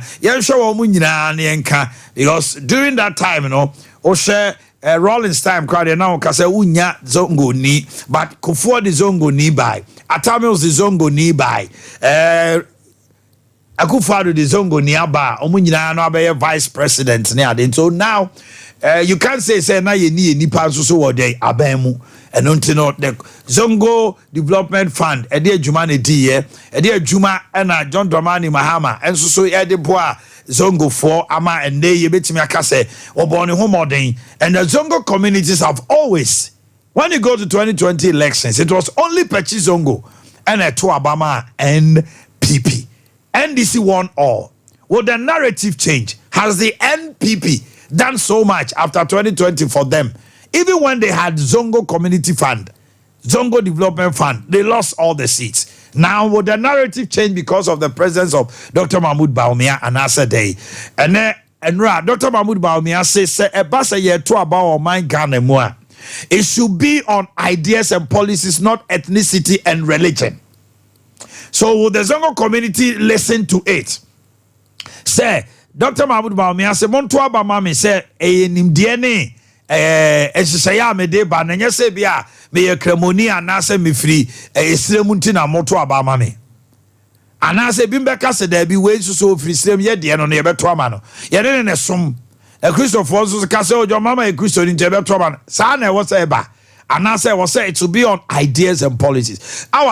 Once again, good morning Majid, good morning Mujis, good morning Mami Brown Che na yemhwe we're looking at the achievements and the developmental agenda for both your party and that of the NDC. Mami Shasin Frio. You may say, Maminchia, Yashefo, near Tifon, Mencasa Medasipa for this opportunity. Namincha Miniano, Mishana Chapa, who said, hereby crowd, in a and community. Mugis, thank you. Good morning. Yes, no credit, sir, Tama, na bright frame, Katram, say, Yabe, a debate on this managing Hopa, as I say. Very important, say, was Yama, Zongo Fono, Yaye, na Yehuse. For the last 8 years, the AI Zongo for now. You're going forward again a bit. The most important thing is what track recorder, and we are very important. And no Emma would Jina Enya baby Ejinaso. Now, what can say Ochina be Yesia ye. Only track record there, and which say Ochina Bino. So Casame be Bukrana, a bay who do Rasem, a bay say Bia, Untimi Enye. But we share a Juma Yaye within the Zongo community, sir. They be a Makasem. And I still repeat it. Say the statistics and the data and everything shows that say MPP abayin eba abayin mu ade a omo ye edeboa eye Zongo no editwemu kra. Really? Yes. Esan say ye kra there from day one. From day one, we believe that because say Ghana, you can't say Ghana a secular state. Ghana enye ubiadia close to 4 tradition Muslims na keka ho inti, but the dominant religion Islamic and your friends say Christianity is dominant and followed by Islam. So you say 10 bia e be ye bia no your nomination say young contest elections no ade ba kwa ye ne say obia timi contest bi o contest ya de obe win no so we kramunia. Now, if you know, near far a Southern Christian eternity. Unfortunately, the gramophone almost started our more contested elections. Malik contested, Timiania. So, Alajaliu Mahama Sube contested on Uswenya, but Dr. Baumia contested Unyai. So, Oshe Omumi no now. You started from 1992. You found lawyer Araya Lassan. You found lawyer Araya Lassan in 1992. You signed a buy F. Your friend saying Alajaliu Mahama. You follow Elijah Ali Muhammad because time be I call in elections be no Christian from the south and so we needed a Muslim from the north. So no we na ya start sheshe enuma ye beboa Zongo for. May restrict myself to only 7 years because I know it's very important because I know between Dr. Baumia and Mahama. Fortunately, the last 8 years of the NDC, Mahama oho. Or vice president, president. Okay. So at the end of Yama Zongo for. So the last 7 years, at the end of Yama Zongo for. But the first one back at the Yama Zongo for, you have to look at the end of promise. Okay. Were you able to achieve? Oshebo. Yeshebo mako and 9. 4. Yetimi achieve 3 nina. 4th one na hono. Yatu anamua yuguswa yeye. Ebona yeshe mako 9 no. Nina a landmark. And see that. First one I can say make it Arabic examinable. Arabic as a language. You see, maybe because secondary school me Islamic and we're trying English. Arabic. So we French. So we just say French. Because secondary school I French. Until you can say your bar where your manifesto mu under education say your bar you be make it Arabic examinable. So we ko tron so hwe Arabic. So we say we tron Arabic kasa mu ultimate tro mani. Can say be your bar in first in IS in 2017. And I be Arabic faculty at University of Education Winneba Kumasi campus. Okay. So there is an Arabic faculty that started in 2017, later part of 2017. So that you bet me a trainee teacher for because a teacher university. You bet me a trainee Arabic teachers. So you start here almost Zongo ha Ashanti region ha Zongo any malam phone no dudona echo ye Arabic education. Okay. You bet me a tro. 2018 and then WAEC a year na WAEC start here omuye exams no. So in 2018, 2019, 2020 schools in Kumasi Azaria Islamic Senior High School and your friends say Sakafia start a tro Arabic omo register for Arabic no you write the Arabic so send a French meboa English examinable no you can say you make Arabic examinable ya you started to anamo a training teacher for no because your teacher for much there but who say let's train qualified teachers say be ya for mo djuma e be for mo djuma straighter on be ya djuma omukuta omunkrata sem ne keka because first no omo ye fa omo no omo omi a akọ school no ewo ye for Saudi Arabia ebi akọ your friends Egypt ebi akọ Niger ne keka ho omo ba ho no musua Arabic no kwanti English nka ho nti e ba na yakọ Islamic education unit we your friends languages institute of na translate omo certificate na sa na for omo adwuma in GS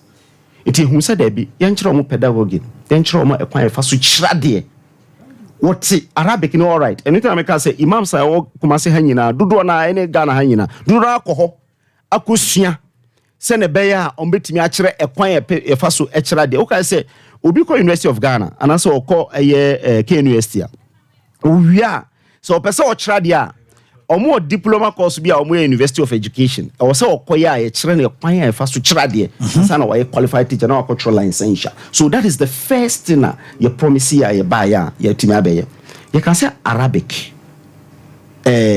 sa your friends say Islamic teachers no you can say ye ba o allowance ye be sign the ababium kufo na start sa teacher for na ye Arabic teachers in 2005 okay national service now will be a friend voluntary service into you capture almost all the teachers under voluntary service into need to amoka and this by no muchemo later part of it omo be ko your friends say opposition in December 2016 omo ko through youth employment for 2,000 teachers Arabic teachers I want to amoka krada even because almost from December that time now we lose elections now so you buy for 2 years we're paying them it you have through the Zongo fund development fund if a teacher for me guarantee interview no feed them no I say oh friend you far 4,500 teachers Arabic teachers across the country and no more various makaranta schools in each radia it you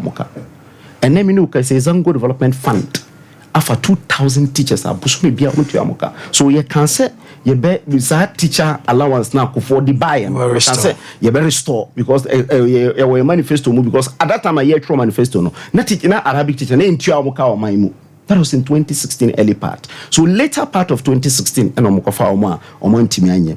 Again you can say you better set up the Zongo Development Fund to do 3 things: health, education, sanitation within Zongo communities.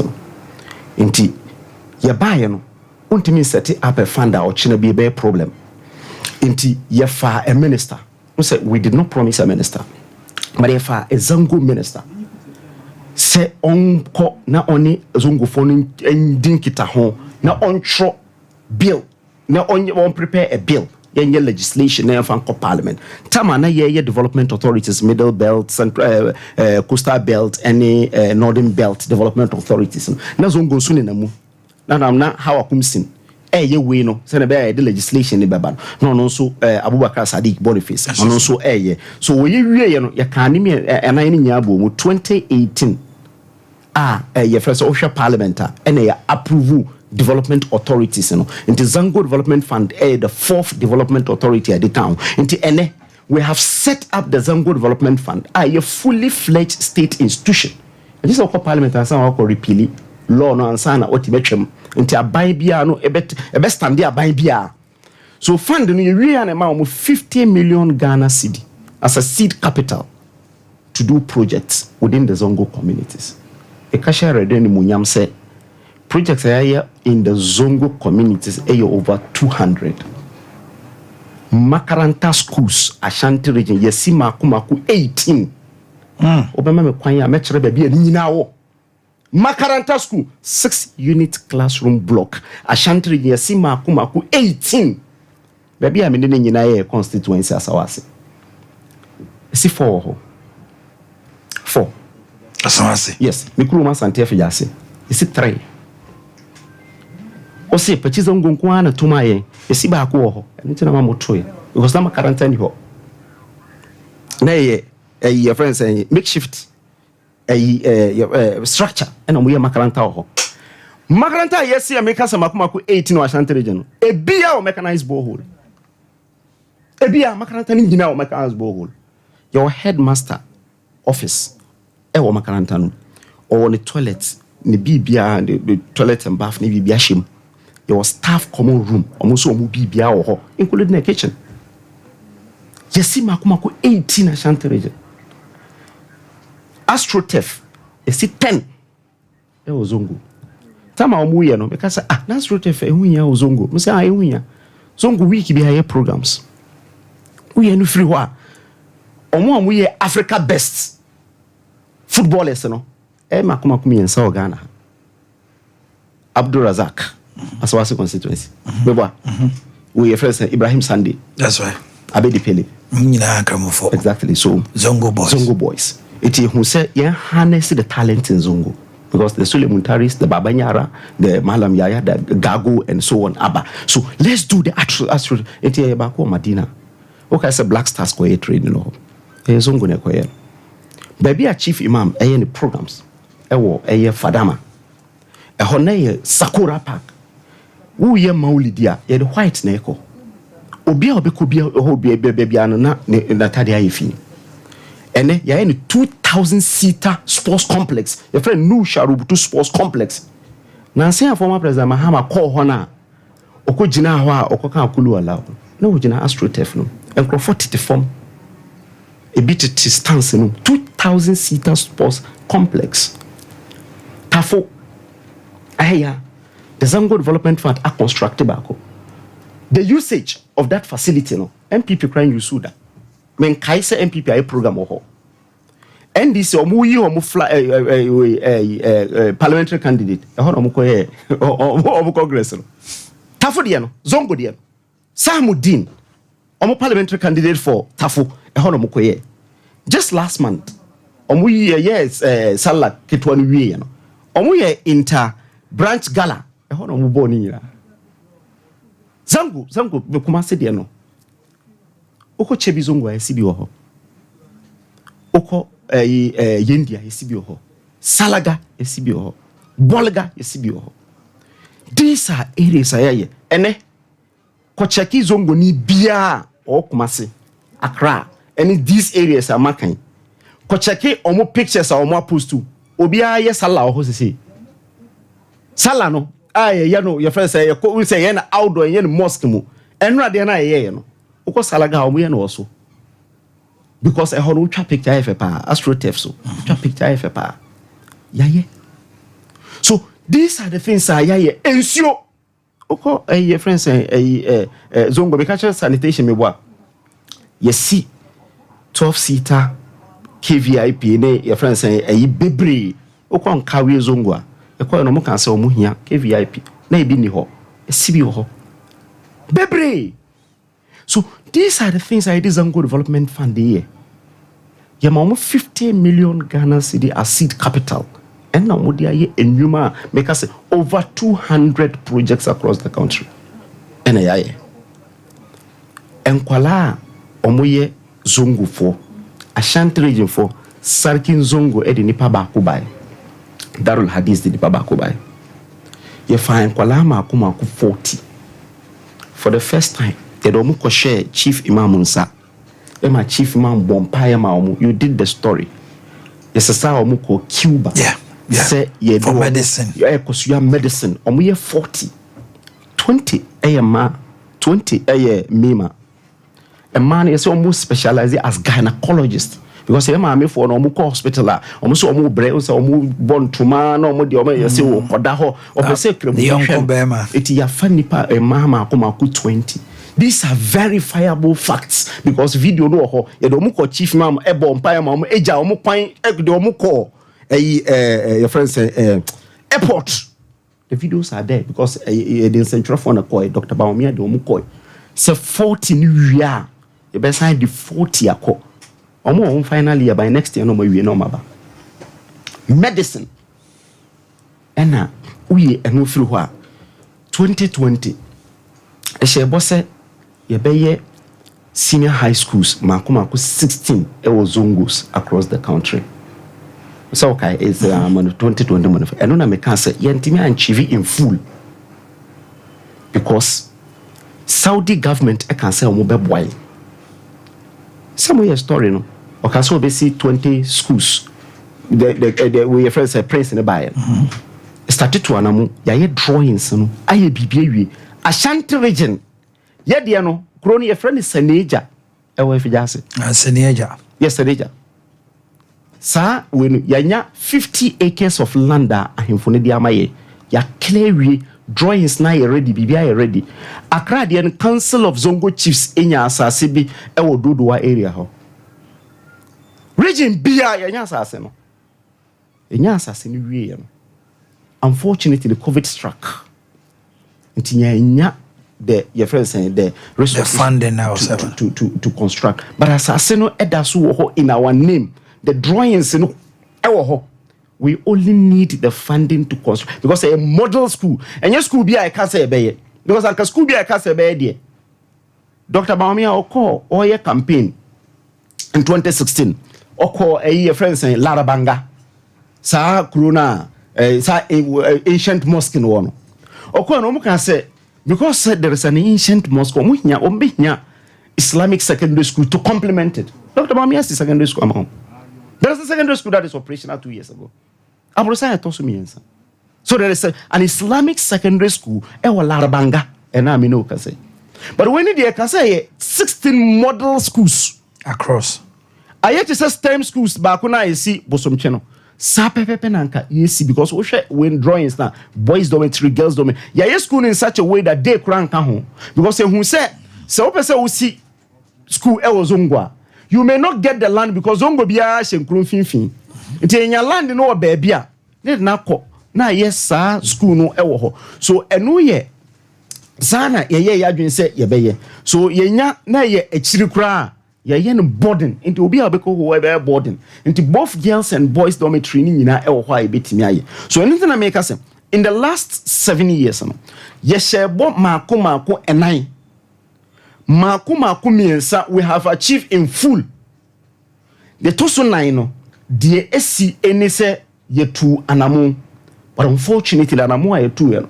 The nyasa seno. Okay. Nya bibia yentimi anyi. So but dear mommy, meba wonchain. Mami ma honorable Akwaba. Honorable pom to say. Nyamiadom. Bibia boko. Bibia boko. When nimi ye kama. So far, so good. So far, so good. I want some energy. Okay. My name is Jit Chinkomo. Who say, Kuku Abaf, you had to do justice to that. I'll come to you. Mujis, Madi. My memory will change. Now, you share during your time, my friend said from 2009 to 2016. Then I'm with my Zongo community, your achievement, and at the NDC as a party, its achievement towards Zongo because Zongo has always voted for you. You've won Zongo communities. If he say BBT, and I remember be almost so or Matua, but I'm my into. Omanhene medasi mamemfa kunya we na menchia minia Awal Mohammed Ishayache ne honorable na menchia member of parliament honorable Muntaka. Meba me se me ba Sompa TV nso Otini TV ho a ono nso a wohwe Sompa na menchia president in waiting His Excellency John Dramani Mahama both constituency region and national executive of the party no mechomo. Omanhene, yes my brother, the NDC has always won votes in the Zongo community. And any time beyond so election be happen beyond NDC besa we need those votes in the Zongo communities no. Simply because one, the biggest intervention to have happened to the people of Zongo, the Islamic education unit, under the then president Jerry John Rawlings Awenya Baby Ako. Okay. In 1987, under the PNDC law, now NDC. And you form the Islamic Education Unit. Okay. You form the Islamic Education Unit, you know. Then, before the formation of the Islamic Education Unit, now series of government schools or more than the existing government schools. But now we have the Presbyterian Education Unit we had the Catholic education unit, we had the Anglican education unit. And to bring religious equality, no, yeah, for most Islamic education unit, no? That is one. And secondly, yes, for most Islamic education unit, simply because our nemasema making na yana nanom no na they prevented our fathers and most of our grandfathers from say omobeko and I say omobenya secular education simply because na adwini nyina ni say omoko schools a emma omo kwan ensua omo awabeke no ena omo kwan so ensua most of your teachings no makaranta no enti eno no esi ye maame nom ne ye papa nom bebre kwan ema o ma nko school enti under Rollins regime no hu say ni sana emwa enti going forward in we say etimi di intervention bi na etimi pave way for ye papa nom ne ye maame nom na o nsumi ntimi nya that secular education no okay enti they brought in the Islamic education unit under Ghana Education Service. Many will say you do home for so till today. Sa Islamic education unit no. Omo the secular education no. E de koto makaranta bubuano. No. Enti any Muslimi biya sebi obeko Islamic school no. Obenya the opportunity of learning the Arabic and English at a time. Okay.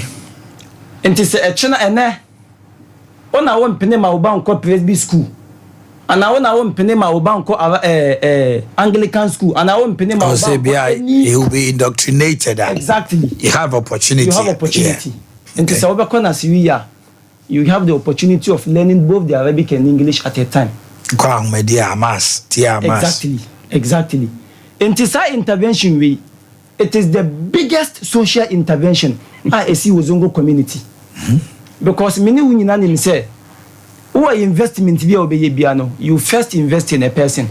And investing in a person, no. So, we invested, one invested in the Nippon education, one year, mano. And the investment, Cassia, NDC4, and the Amazon go for no. And any time Bia Zongo Nibeso Biano, on him say, Yankopon, any NDC government, Entina, Duduana, Etimi, Enya secular education, nation. Ohe Honorable Muntakamo Barake, member of parliament. Say, motivating committee home. Na obusa question related to finance. Obekase was your accounting. Say o scrutinize lawyers and judges. Obekase or law background. Honorable Muntaka a product of the Islamic education unit because of Nasiriya Islamic education Nasiriya Islamic school. Ewa many will nina anymore. There is this colleague of mine, Mustafa Hamid, or the Energy Commission. He is also a product of the Islamic education unit. That is one. Secondly, when they say the Constitution of the Republic, Emma Eshe say there should be freedom of religion and freedom for one to practice his or her religion. Until the introduction of the 2 holidays Rollins Edemaya no. Nasa afa hudi no. Bibi tochima wo ho. Simply because the Eid al-Fitr and the Eid al-Adha no ba. Yentimi enya sa afa hudi no entimi celebrate sa the 2 Eid no. Ohe Eid al-Fitr and Eid al-Adha. And Eid al-Adha holiday no. A home for one many will in a AD. Yes, I kasa because a holiday. Anka ye den time no anka yentimi nyasa holiday e metna hankasa. When I'm saying na enora enya yes a celebrity sa Eid. But as I say no e holiday nti atwedi abaha. Nti akoye national holiday and na mene no Eid home for so. Which and also e wa bakosem. Oko heard the parliamentary hazard of 75 or so. Ebra yema yesa holiday no. The current president of the republic, he walked out of parliament. Oh, Nana Ado Akufo-Addo. It's on record. He walked out of parliament. I'm happy you are. Edienti because ye mam Muslim for holiday. Tena akufa do preso. Me say meba awole wo kasa na me wo ha. Na the danko akufa do walked out of parliament. You said many things without making reference. But mama reference no. He walked out of parliament simply because ye mam Muslim for holiday. Na sa holiday ne say ye ka ho asema ebi no monti ase. One yam fani say me edwumani wo Sompa TV. Na ene ye ba be celebrity Idil Adha no. Me wo option 2. Either say me forgo Idil Adha no. Na ba juma. Ana say me celebrity Idil Adha no. Na ma ba be face consequence ya. It was say me first me penny chain. Exactly me penny chain. Enti Rollins ehun say you say Ghana a secular state enye Christian for nko ade enye Muslims for nko ade enye tradition for nko ade e wo se etimi ma Muslimi for nso fa hodie bi sene be ya Idil Fitr no Idil Adha no dura omo nso ebenya one day bi omo betimi dia celebrate empo omo ko school ni nyina no na kane no yetimi kwa the exams e sheda Idil Fitr day no anase Idil Adha no entina ekoyi inside enti edu honoma ede na obeye. Will you choose to go and write the exams or go and celebrate the festival? The festival. That is another point in tier NDC for omuwini vote e wo Zongo. Mene wo nyina nim e kwan a na ye maame nom ene ye papa nom nyina efa during their pilgrimage to Hajj. Na obi anka Sompa TV anka by now ye kokọ Hajj no kro no na mu nyina na mu reporters ene nam elwak ko hweti bia ye ma menom ti na se bi baby omudampo problem baby omujo manan problem baby omubedwo nsonia ni nyina ye problem enti NDC saw the need to build the Hajj village under Mills Mahama administration. Hajj village no provide shelter e de mayema menom sabi unim se anya hwe kwa no before o me beso a obefa o flight no obenya bebi ada obenya bebi aye hunye se bibi kwa mpo sabi enkoyie ma o kwa na se exactly. There's a clinic to just cater for you. Aside that no my main kai ubi there was this time on the Rollins regime na ye mame no ma omoko Hajj ase omo lokro ewo Kotoka because na plane any ho abefa omo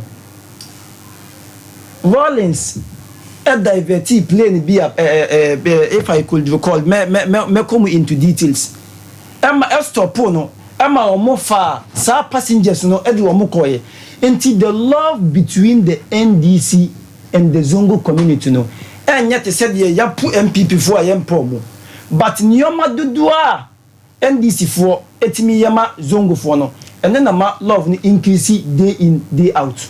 Now I was speaking on this Hajj village and the Hajj thing. Tamale International Airport the entina first ye money here international airport simply because na Mahama saw the need say your Muslims pilgrims are moving north no omo be tiemfa omo straight basa omo be fadia be du Kumasi asafa dudu na nso asadia fokọ aka no omo be ansa no makodu meka no enti o ma Tamale airport international airport yetimi fa the first yetimi airlifted the first pilgrims from the Tamale International Airport to Saudi Arabia under the NDC regime. Yeko yenim no Mahama ehun say Islamic education unit no it was limited to the primary basic level. Inti o promise say Nyankopon ye na dom na we need 2020 election na obisi 2 Islamic senior secondary school, one at the northern sector and one at the southern sector yentimi ama power me kashe wadi unyenyu eni munyam se Nyankopon ye adom Now on the 2024 election is chair. Ye basis our secondary schools no. Unim say Okada. As I was a constituency in Kuano, there were almost 20,000 Okadas. 20,000? Yes. And unim say like about 70 to 80% of Okada riders no, eye Muslimi for. Esa ye Zongo for, esa ye Northerners for. Mahama esho mobo say, se Nyankopon ya adom na omoto abanamana, obe legalize Okada. Awan and his MPP, they are against the legalization of the Okada. Enti se uye Muslimi ni, ana uye Zongo ni, ana uye Northern ni. Na party mienu, na ba kose me ba, me legalize ejuma sebi. Are you talking about Pragya or Okada? Different from Okada. No, I'm talking about Pragya. There's no restriction for Pragya. Sorry. There's no restriction for Pragya. Sorry. Okay. Sorry, we call it a Pragya. So because Okada, Afena, or my penisi or the electric Okada eba. Exactly. I'm talking about Pragya. Tonight me cry my hair a bit confused. No, they operate illegally. But there's no restriction. No. Allow him to finish. Dot something down if you want. They operate illegally. Because there is no law that permit them. There isn't any law. Me know say omoni police for they be almost struggle. Onem say na say ya omodi law bi buy ko say omun kokumasi Central Business District no. District no. Say anka there was law to back them up. Anka obi betimi esi omun kwan so mbeko Central Business District. No. Omun nyina get that at the forecourt of Honorable Muntake's office. And it took him or the assembly call regional minister honey otun for home ena nyoma bi sanity we exactly eba and between the two governments ba ko se me ba Pragya me legalize no ba ko se Pragya no oya den ya kan ya ne kin me legalize no enti sebi hemfa na obeto abako because Pragya ba ko no Pragya ba ye no anya hwe kura no etimi aye bibi dia fa ko no a e wo Zongo communities no. Because most of the teaming youth no na edwuma bi ni ho a omo ye enti Pragya ni ba ye no etimi afanu nkrofo bebie enti omo na omo ni bibia sebi ohufo na obefa anase ohu sika obeda no obefa no sisi anyankopon adom anyansa no dwuma ye sachi on ho bose se nyankopon ya adom ni e ba ye be legalize sa Pragya no in 2024 election even though no your manifesto enyamai by your manifesto ba minim se Mahama ese e promise say obe legalize Okada no the same thing will happen to the Pragya users enti Pragya for mutie me na no pay omonfanto omoduni say inshallah His Excellency John Dramani Mahama is coming obanso a obe legalize Pragya okay but our in hold on. Me honorable Habeba ne chairia di komoka. He has one or two things to talk exactly. About. I'm saying them upon 10. Me what time, Mamo? Relax. Me say all kasa no. If he says something in your comment or person react here, don't worry, maintain. Now never ha. You said something about our big teachers, their payments. Me know when him say former President Kufuor. Only the youth employment by, but there wasn't any model at the farm Muslimi for. But I mentioned it. No. Hold it.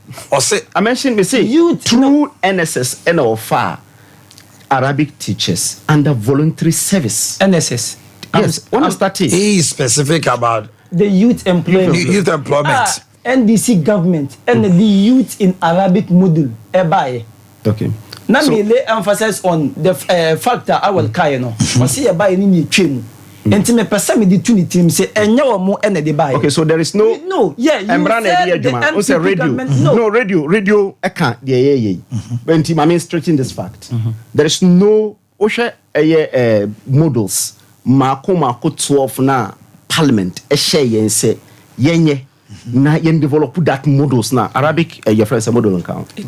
When I PR, so say Arabic model and Arabic teachers. Me say there is no model. He is saying there is no a model Arabic model so what are you talking about? I mentioned that in 2000 December 2016 Mustati Arabic teachers Mufankrofobia say omuya Arabic teachers I'm friend Arabic under which under youth employment but more in Pia omuka even 1 month because you lost elections you and you put them on. Okay. So what I'm saying is this, Mami Musa, Nipa 2000 no omu under what model? Community education model. Community education model. Community education model. Teachers which are there or rural communities. And then your friends saying general teachers and said specific. Let's understand something. There is the model had 2,000 people employed. Exactly. But was it under Arabic model or under general education? And I secular model. Under general education, it's not community education. It's not I'm talking about a law, and you're talking about it's not true. No. There is a community education model, which emuno. Omo can say omo the Arabic teachers are okay. Not just say the general model no. And omo kaho. Or can say that omo na introduce Arabic teachers model no. I say there is no model like that has been introduced. Okay. But first time I hear 3 Arabic teachers there, Kufone 3 Arabic teachers in this country. They started paying them in 2004 under voluntary service, under national service, and that is a fact. Now under voluntary national service no NDC by almost twice there be voluntary service in 2009. Okay. So first we are national service under Kufono. Now it's we are national service 1 year account. Yeah. Now I 2 years account. We are school 2007. But it's back. Exactly. Now you can do voluntary. So ultimately X submit say baby I want to make me maybe I'm try there or be quite to be 2 years. But me yes, be 2 years. And sana when me offer can your friends voluntary service now here Arabic teachers. Me fear will be almost. But my issue is sad almost the nipa for nipa 2000.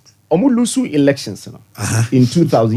You throw in our manifesto say we will restore the allowance. Okay, at that time in 2000 September, October, November. Me buy MPP in October. Me buy no campaign na me nama me here. You have interviewed me on Kesben. Me can say Arabic teachers model. You be introduce biom because it was in our manifesto. Okay, I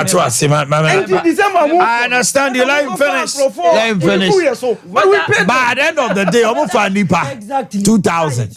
But it wasn't under model. No, whether in December. Whether in 2011, that's how almost 2020, almost 2016, it is even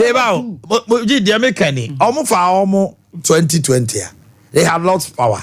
It's on month no crowd January ending omoka. So they were not in any capacity to pay them. So we started even paying them. Was someone also we even started paying them in June because Kodia General Secretary, Oba as CEO, no. Oba, we have to do validation because Oba no much. I don't have a problem. Your statement said 120 or more cannot. They were not in power to pay them. I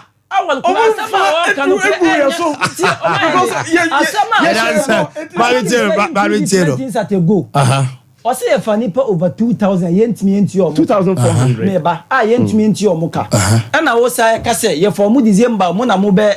No, it's never true. A palpable falsehood. No. Okay, move for our more time, babe. I'll give you the date during the course of the No, it's never true. It's never true. It's never true. Because I quite remember. Google my name. It's never true. It's never true. Let's not prolong this issue. Let's move on. Secondly, no, you said something about a building of Makaranta school. Say C4 was a constituency. And you know, okay. Me challenge you say me no in constituent of us. Even the pictures. Yes, no. Just tell me the location and pictures. From here, no. Baby, minimum. I have the location. Exactly. Okay. Okay, hold it. Show me the location. Hold on. He's just raised an issue. Okay. Let's have it. We evidence based. Okay. Now, let's listen. So this is Sakafia Islamic Seniors construction of and finishing 4-unit classroom block. This is the pictures of the school. Okay. Sakafia. Your friend saying affordable house in Echi. Okay. You confirm that? Okay. No. So Akrem It's not two. Askwari Mampong. Any picture in it. Na etiwena wo no. Sakafi baby a watch enya Asawasi constituency. Sakafi and Asawasi. No, but at the end of the day, whether it's Asawasi or not, it has been built. No, let me tell you. And I said he was specific about Asawasi. Yedina mentioned locations in 20 something. Ashanti regions. 18. Okay, sorry. And he said 4 were built in Asawasi. Yes. Okay, but the other Sakafia no constituency. I can't tell because Sakafia no way Ija. Sakafia no Ija Oforikrum. Exactly. Okay. Sakafia no more basic. I was a constituency. Okay. And more SHS. Ija. And the all cannot. If he's talking about the basic or the SHS, no, I can't. Okay, till the all can hear there. So Sakafia now I see any you see basic schools. Okay. It you see Sakafia no. Sakafia the heart of your friends Asawasi constituency was Sawaba. Okay. Sawaba no. Your friends saying your call ho no. And now omo kan so omo ni asase a besi. Enti nkosi no secondary school ho. Askwari Mampong affordable housing e chi ho. Enya Asawasi. Hey, and then the hoyas it is Askwari Mampong affordable housing. Na chini say no enya Askwari Mampong. Enya Asawasi cause. Enya debut enya Askwari Mampong asase. Askwari Mampong hini asase. Enya Asawasi constituency. Askwari Mampong affordable housing na isi ho no Asawasi constituency. Na chi say enya ni say ija. Ni say no e fa ko CCC no ena school ni si. Ite ho nya Asawasi constituency. Ho nya Asawasi. Pese odi enfutu.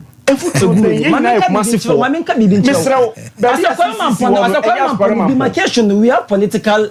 And your political demarcation, even the political demarcation, not true. Affordable housing, Asawasi constituency. No. Let me tell you something. No. I don't think so we should argue about this. It's about what this constitution. Speak to the microphone. The first person confirming say, is it true? Say yes, say I'm buying SC this particular building, whether a war or for you room. That's the first confirmation. Do you agree? Say this building. No, he raised the concern. Say I will mention Askwari Mampong 4. No, we can discuss that. No, you are now generalizing it. No, I'm coming. We can discuss that. No. Okay. Let me hold it. My answer areas. Go on. Akrim. Yes. Akrim is Asawasi. Asawasi. Akrim school more. You see any picture no. Again, your friend say, oh. Design here about no, let me tell you. We have the pictures. Me just say you're free her. Fortunately, this is TV. It will camera probably to me. Again, uko wadania. And there's a heart of a friend say a hokra na muntaka. Okay, no ko na Syria. But watania. You see 6-unit classroom block ho. Watania. And also ababu. You're just walking distance from baby or no feel. Okay, so let's all right. And now your friend say Busori Madrasa to Ibn Shuaib. And the Ben Busori to be a part of Asawasi. The Ben Busori to be a part of Asawasi. What confirm what part of Kwabin? I mean confirm what. No. All right. But the bottom line is it has been built. No. But Enya Asawasi. So don't associate it with Asawasi. Anameboa. Onona 70 say Timmy. We say a 9 was Asawasi. And also Enya no cre. So the issue is you either yes, 9, but probably your location and demarcation. So and but at the end of the day, yes. But who do you confirm? It's a sorry, won't go share. Sorry, you go close. Sorry, you mentioned of an army boy. Hold on.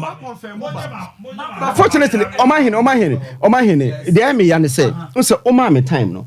I restricted myself to the last 7 years. No, under Mahama no. Rollins Mahama time. Now what is the MPP? Okay. So in 8 years of the NDC. No.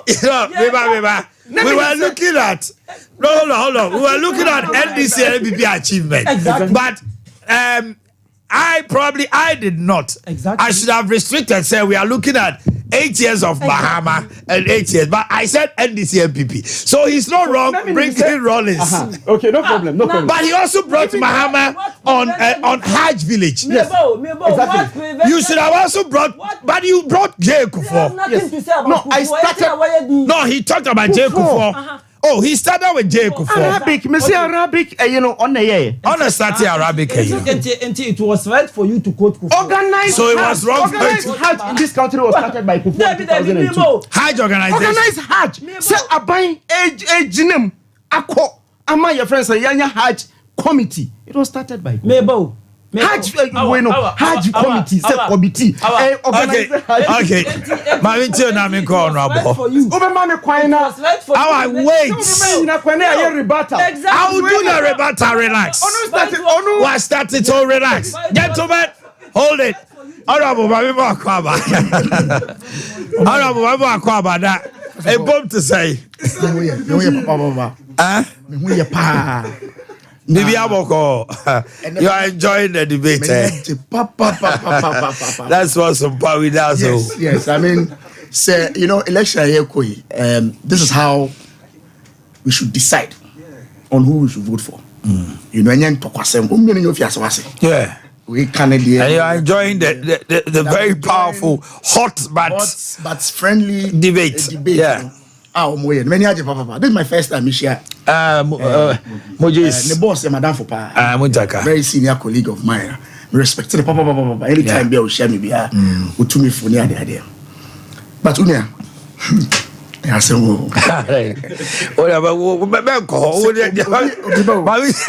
I just want to make some fun. Who is a Zongo boy? I guess will be a Zongo person. So is he a Zongo boy? Yes. Yeah. Okay. Zongo. Okay, but the typical Zongo, I said the name, is a Muslim person. Yeah. Zongo, yeah, no, they're true. And they're not correct. And as was a 40 years, it says, our Akasa and the Muni Akasa. Our Akasa, no. I realize, say, project after project. He doesn't have the information now. Oh, maybe. What last week? Oh, yeah, but more time. Hello.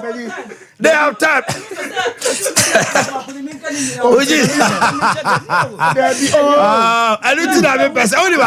The reason why Honorable, I didn't want you to go there. They said the moment you go on the issue of Zongo, Mujis will come in. I'm just making a point. Okay, Mujis, man, making a point. You dot to that.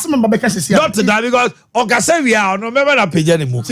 Whatever he says, if you want to rebut, you have the floor. Asma make is based on the yeah. So if Mujis is about to say something else, I wouldn't know. But I would what and I will come and okay. It doesn't mean say only be no. Okay. I'm saying say so you Zongo ni who are bontin na utie wetie awa wetie your friend say Mujis. Now say you have to take a decision as to who you should support her. Very easy. It's a very, very simple job. Metie awa or kasano from project to project. In fact, I'll show you pictures. Hey, or confirm maybe a video or say a mini constituency. So you can't confirm. It doesn't mean say anyhow. Fantastic. How to curb unemployment. Say the Abenya Fankwala, a training scholarship. And what broche. Mujis didn't dispute that or confirm that. Now Mujis that already the achievement or that here. I say in this for my holiday. Are you kidding me? But holiday no. Maybe you the holiday you don't see it. Are they? The holiday now has done for the Zongo. Is that my holiday? The holiday to celebrate their festival. Okay. As I make a serious debate no more, you know. Serious debate. He was talking about Pragya Okada, how it has been able to curb unemployment. If somebody is training people abroad, doctors, how to change the fortunes of the Zongos, and your alternative is Pragya. Hey, Omanhene.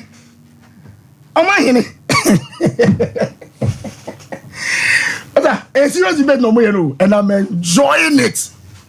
So was once. Who was once near Fauba?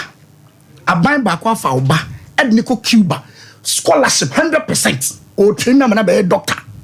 And the other person's alternative to change the fortunes of the Zongos is to legalize praga business. Am I in it?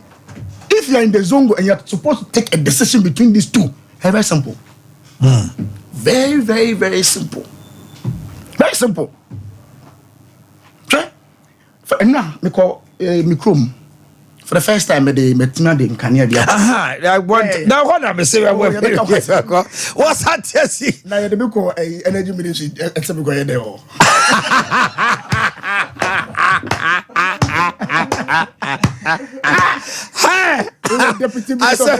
Deputy Minister of Energy. Can you grow? I saw Gassia, I saw Bano Akaro. I'm so award, you know.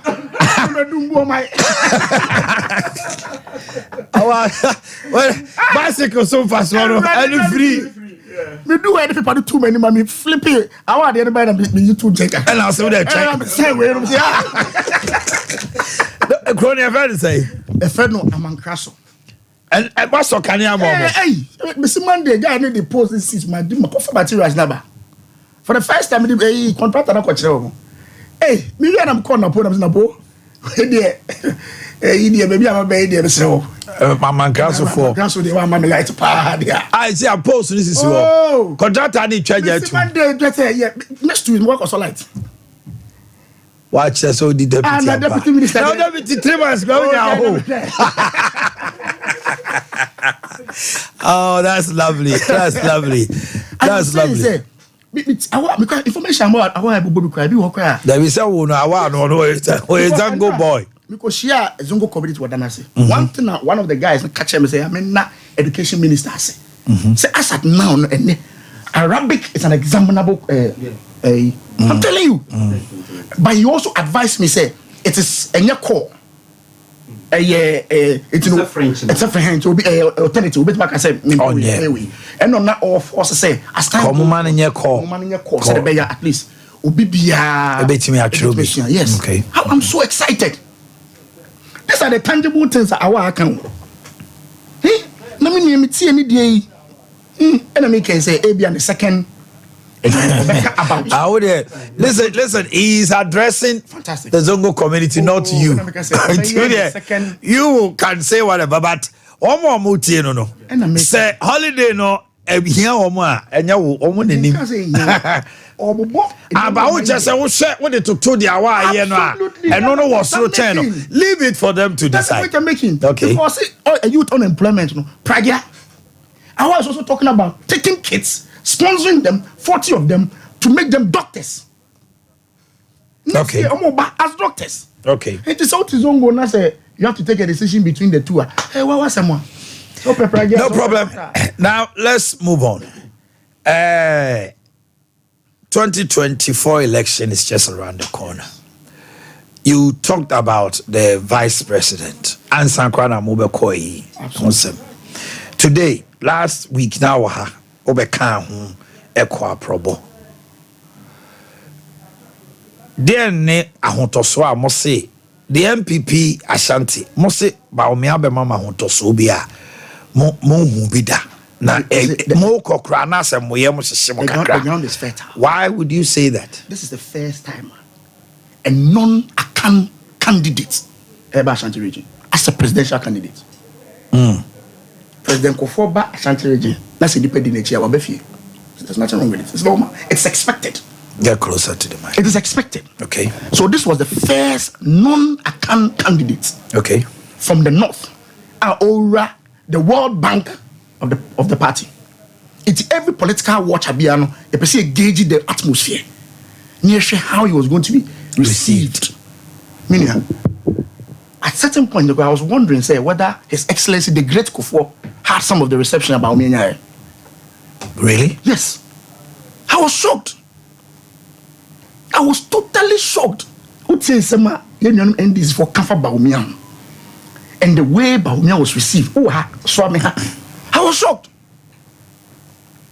Not just a Ghana for they are descending. Ghanaians are descending. o ka asɛm bi a omunya ntoboase etie mu me catch your last time na me tia before I promise now what ya I told you say otu for kan o say baomi ama tumi no ansa no otu for kan o say no say the otia no that is his human being, that is his nature. Calm, very respectful. On the hey, somebody can't find you will not respond on kasa. Okay, it takes a politician. Look at the way the economy is now. It takes a politician to be so bold to sit and then in the good form the question. He's not afraid of accountability. Say, mic. Anybody can take a mic and ask me a question. That is accountability. Are you ready? He is prepared to accept his fault. Lady Bibusan say, "Okay, training." Lady Bako say, "Oh, what's what training allowance?" Lady no confronting no. I say, "Oh, if that is the case, I'll check." Humble, he accepted. Absolutely, me say, Baomi has certain traits. Last me not catch them. That is perfect for the times the woman is here. You need a cool head. You need somebody who assembly say you need somebody like that. For a vice president to be confronted and humbly accept, say, "Oh, I'll look into your matter," if that is the case, and then within 1 week. He solves the problem. You need that character trait. It's not to say, once a sign. Say, minimum that there is a would say, my leadership, no post, no paper, and do them, and so sound. In routing, son, I would say, so humble, very calm. It's yes, all banner, and yes, MP from one, even the NDC, they were observing. Because no person, this is our World Bank. Obi the receptioner, Dr. Mahmoud Baumia. For the last time by me catch you, I want a kind of cry. Bear 8 months ago, we MPP near. Easy. I'm telling you. Really? I'm telling you. Hey, come meetings. So what narrative has changed? Oh, what's that? One kasa, sisi opa, from BSC within this past 1 to 2 months. When we began to show data, His Excellency, he's not lucky. He's not been lucky in the sense, and you maybe be it was just beyond him. But project by project, sector by sector, he will stand as one of the best presidents we've ever seen. Take it from me. Education, health, infrastructure. There's no one. I'm telling you. Me say me come meetings and we miracles. Now so your program me. Road network, road, Koti. You'll be shocked. Now see swami na me nama. Iron rosa. Swami hey when hey iron rods a good form. I'm telling you, in spite of these economic challenges, what is happening now in our country, I'm telling you, Akufo-Addo, he will go down as one of the best. But Abiani who is here, posterity will judge him. Okay? Oh, me call na call vice president. Me overall best student na me package on ko abro. Eh? What's say Accra? Now what's so because when I come, I'll review FSHS. To the even conversation we about say, I ain't come, you may be in Tia. So, Ubakasa asem what area. So, what's Accra is different. If you walk 10 miles to school every day, and for the first time in my constituency, Obi to me fit 10 miles to Cherry, Prabon, and Ponsekrum to look up you understand what it means for this FSHS. You will overall. Me say you will never understand. So Accra, now Bako rage near there. You don't understand free SHS. Until I see a gap. Now say FM. Last we show journalists, you program bi documentary bi na nkwala na duane na ye bibia ye basa no na mka chom say yes I understand but nkwala no mu didi no opa frɛ baako na interview baako ebusan say where is he coming from? He's coming from Yendi. He never dreamt ever in his life so we go to school but for free SHS give that akwala 10 years 15 years or a doctor or Yendi. Me say Akufo-Addo, you don't understand him now until when the dust is settled. Oh no, better say. If you come to my constituency, now pass rates are 30%. Intake in Kwala JSS to SS, only 30% are able to move from JSS to SS. 2 reasons: financial, academic record. Now say because of free SHS, 30% has moved to 75%. Me say what you will never understand. And yes, let's just say almost 80% of them have passed. Why? Because when man touch us, he could not pay admission fee of 15,000 and 1,500, 2,000. One president, but I said, don't worry, I have captured all that cost. You will never understand. Oko rage, oba rage, on tiasie. Na akwala na wote pentin pampetia patase. Oh, twan kwensin 10 miles. Me ko fa na se me de kwa akra. Me papa se opeso okobi. Ko son ko ankran da. Yes, you understand it. Takwa na onya den. Oh, atantamai. Onya grade 11. Do you know sir akwala is now on National Science and Maths quiz is a member? From your absolutely. Why? Because Obiama an opportunity. Who would have known say akwala anymore? Who? So you wouldn't understand. Until say, but when the dust settles, you understand Akufo-Addo. What I say? Last me church or confidence and say, we went for a meeting. Finance one in by. Hey, Mr. President. So we need not so 2 borders more. Hey, revenue target 120 billion now. Can unyo? But see about 80. What to port mu? What to Accra Kumasi? 80% of our tax revenues from 2 cities, Kumasi and Accra. 70% of all your population are informal. You have to give them food. Almost share them almost some lights 24 hours, so you have to give them power for free. Also, water free. However, Mr. President, revenue over 70,000, 70 million. You lose 60 billion. Are you ready for that? Hey, if you want a health whatever, Mr. President, so you want 2 borders say more. People will be no. At that time, the president is lonely. He has to take a decision. So he decided, said, no, let's keep the lives. Forget about the economy. So he knew, we all knew. Opieno with Makase, no one say we are going to have these challenges. You are going to have challenges. Revenues cut short, expenditure go high. So yes, you have challenges. And Makase Akufo-Addo, only lucky.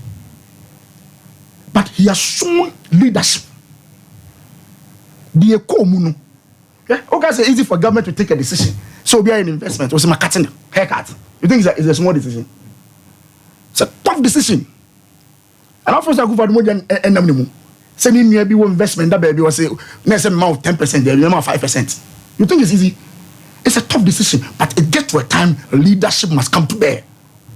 Take the decision, take the insult, but you know very well that in the next 15, 10 years, everybody will come to understand why that decision was taken. To a mama want to so. Oh, me see, Baumia buy and so that want to so no. What is it culminating into? Because Utie NDC Ashanti Omuwie Bibiana almost say much ado about nothing. Abbas. Meeting no Asempa. I'm saying house to house. What Asempa? Accra. Baumia house to house. Asafo. What Asempa?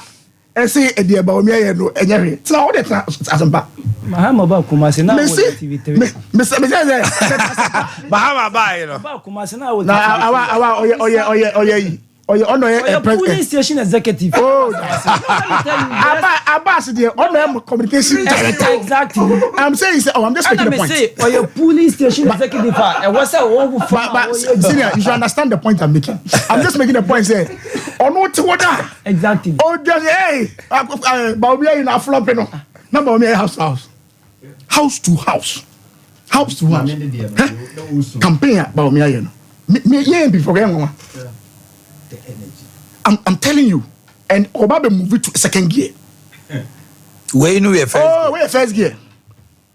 Obe move it to a second gear for almost 200 days, non-stop, constituency to constituency. Some constituency he will spend 3-4 days. He's not leaving any stone unturned. Because he wants to continue the good work he's doing. He wants to. Who you a politician? I mean, you follow politics. Tell me, 6 months into an election, which political party, opposition political party, has been this quiet? Me will be that.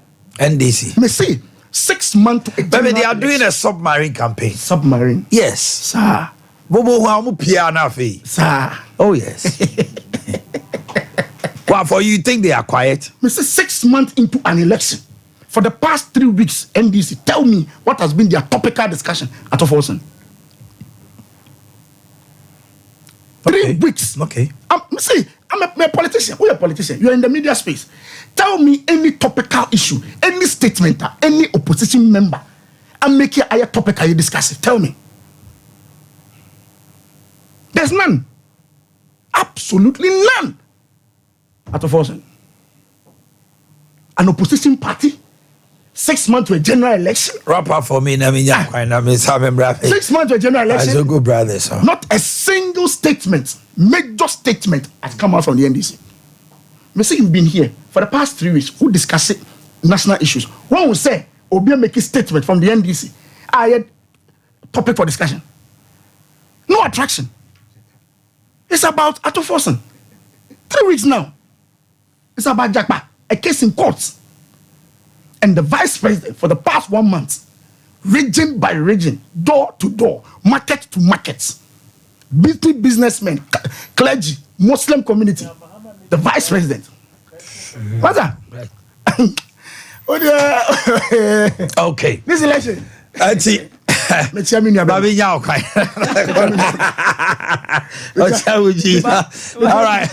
Okay. The Charlie boss. All right. Auntie, honorable. Baby Yaw, I'm saying, Ejebia, over Tia on China. Walk on kind, walk with Dijuma. Yamin found Cornwall more now. A man crash of forces a weekend. Omunya Kaniana. Omuti TV.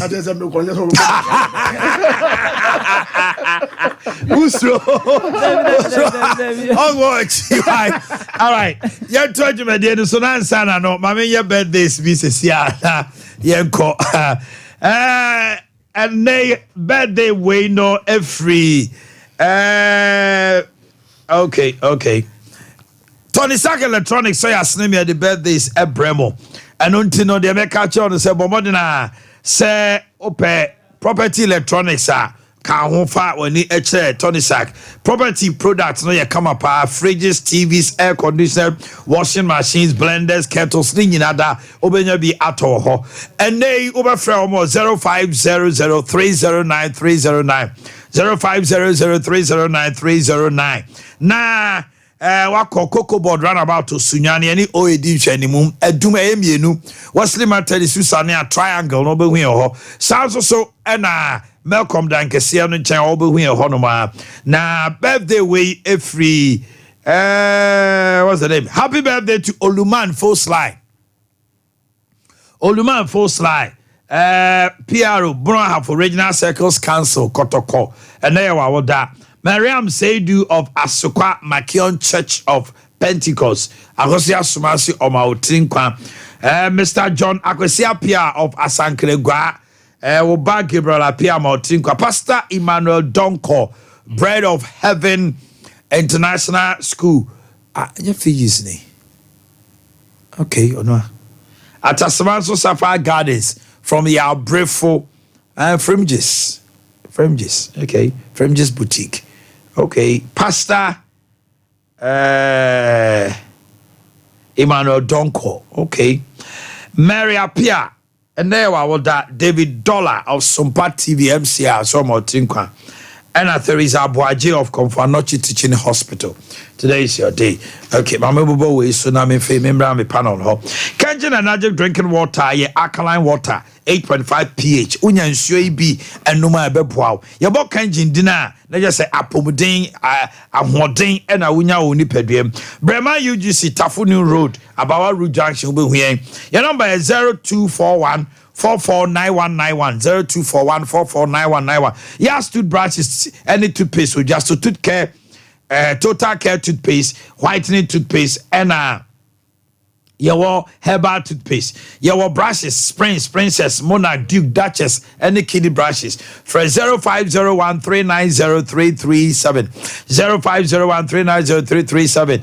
Afei Boris B Chicken. I obetimi enya bia to ewo me amebubo de Bantama High Street Asanwase Market Santase Roundabout obenya bia to Bantama High Street any press within hwani Poku Trading Adum SG Mall Top High and a Shell Body Junction Opetai full chicken wings breast gizzard obenya bia to kai say BBC chicken 05444453 05444453 3A Herbal Center ya the 3A co capsules abedwa so etu sisiyade beshi coconut ema yemusun team 3A co capsules emma running stomach etu Colinac Danny Herbal Missy Apidan kubenya bi 0546 107 107 0546 107 107 Tano Swap Atrapa New Side ukopiem wana uko maame Abe Herbal Clinic ho mreye wompem se woyem ulcer echo anase abofra ni twa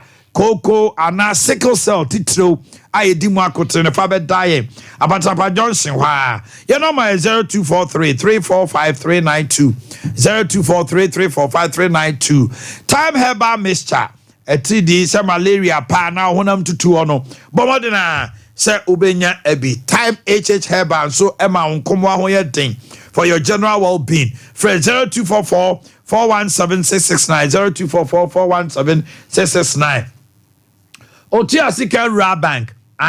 Your savior in Ra Banking. About fixed deposit, a current account savings, or jifususu, salary loan, salary advance.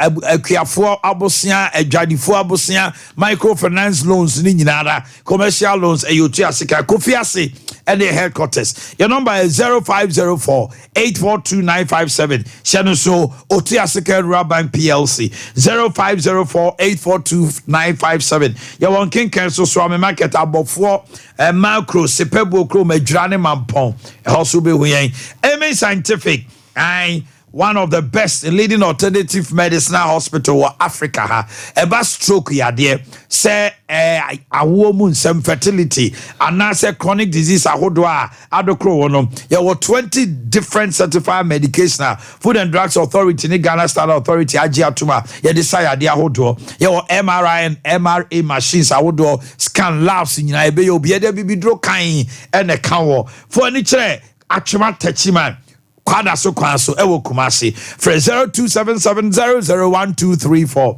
0277001234 and 0241 367 0241 367 New Z Natural Mineral Water Obini Blackman Company na atini so ne nsuo su fra asase dia fa mfidie mu aye ne kama onom New Z out him say wanom nsuo make come for wedding engagement outdooring all parties. The number to call is 0244 620294 0244 620294 na bibia anya de enkoso obenya bi wo Bremen Westbrook to Junction Kronom Kwanso Atomic ewa Ashowman Kwanso won kan ena Matt Roberts Sunyane friend na twetwe nkomo na bibia enkoso 21st Clinic sciatica pains from the waist under buttock through to the foot.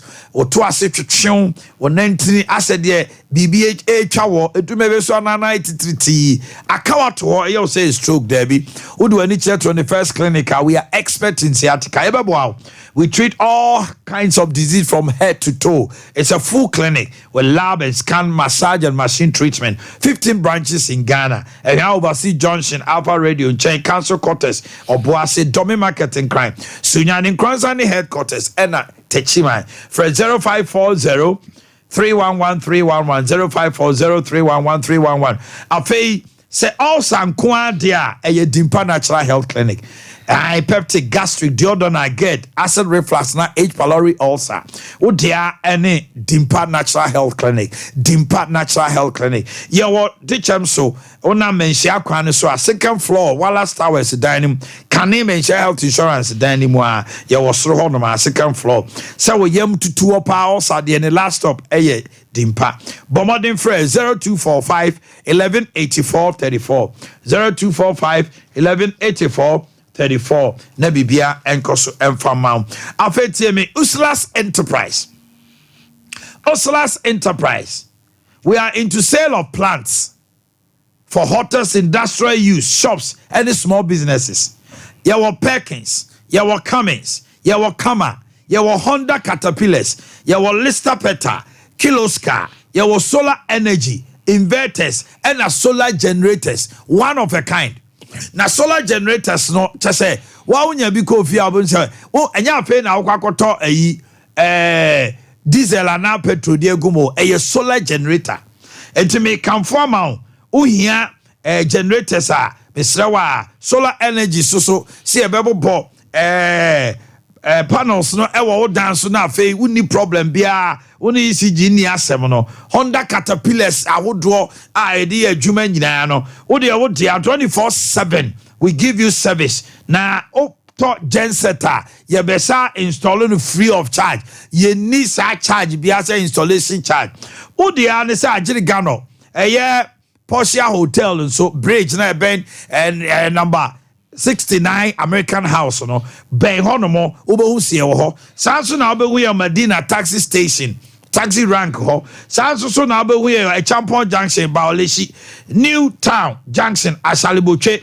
and social welfare Medina set taxi rank ho Ray Junction Adenta so obehu ya Uslat Enterprise bra na yemwao na all your needs with plants normally hotels industrial use machines ahodo nyina no yebeboa your number is 0248 169258 0248 169258 and 0203 005 498 0203 005 498 Afei Ashford toothbrushes any Afri-Fresh herbal toothpaste ye twitwiri yes kama na nkwada no twi omo simpani twi Princess Evidence Executive Galaxy ni nyina ye toothbrushes papa bia ye Ashford near the Afri-Fresh herbal ka ho eyi gam so sia sin yanka onuma da ho kama utitibidi ye for any chere Ponsego Lane your number is 053 5452 053 5452 na bibian koso Dawood Herbal Clinic say diabetes pressure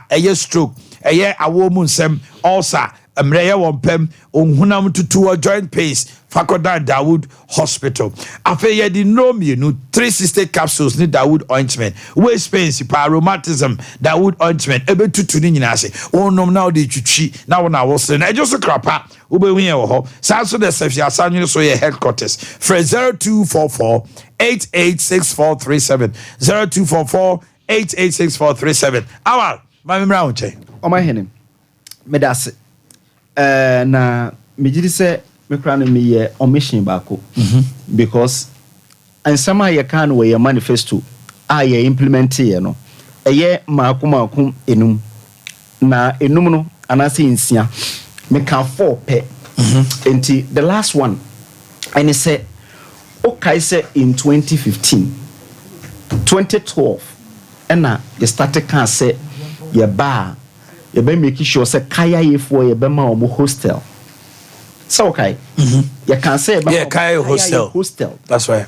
President Mahama that time as president Kojina Safulugu ka say insulting didi attempt say basic hostel amakaya ifo na ono ba omotuma na ono bebo modern na watimi achiro mo skills san okan oba as president between 2012 and 2016 and nasia odida o mase ne say o strategy o mutro o kumasia edum say o de edum de o say city guard ene kaya ye ko a waso anoma wontua ho eto so Mahama introduce sa kaya ye tax no nti e ba ene kan say e be ye firi ho o ka say e campaign Adiza Zongo pioneer e de omanim be ye donation of 5,000 cedis ewo stadium ye fundraising kaya ye for can say ye timi etwamu kra na e be boa omukra the hostel do and but ye ntwam because oswo normal na city guard gina ne nchen no to say obetua 1 cedi nti wo na be say onisika e wo say wa waswo wo normal no etuama no ya baye no etwam 2017 ya baye part of the 17 taxes are etwam no tax Mahama de to kaya ifo no etwam you can say be si hostel amamo nkrofo can say Dr. Boakye trofo hostel no wahe start see yan kan kire obia yan kire ba bi hisi kura ya wie mienu e won kran next week ye be first graduation for kaya ye for edo omakọ a omasua ensan adwuma ya si mienu okrom ha ba ko si so ame ha me kire location because ye be ba bi na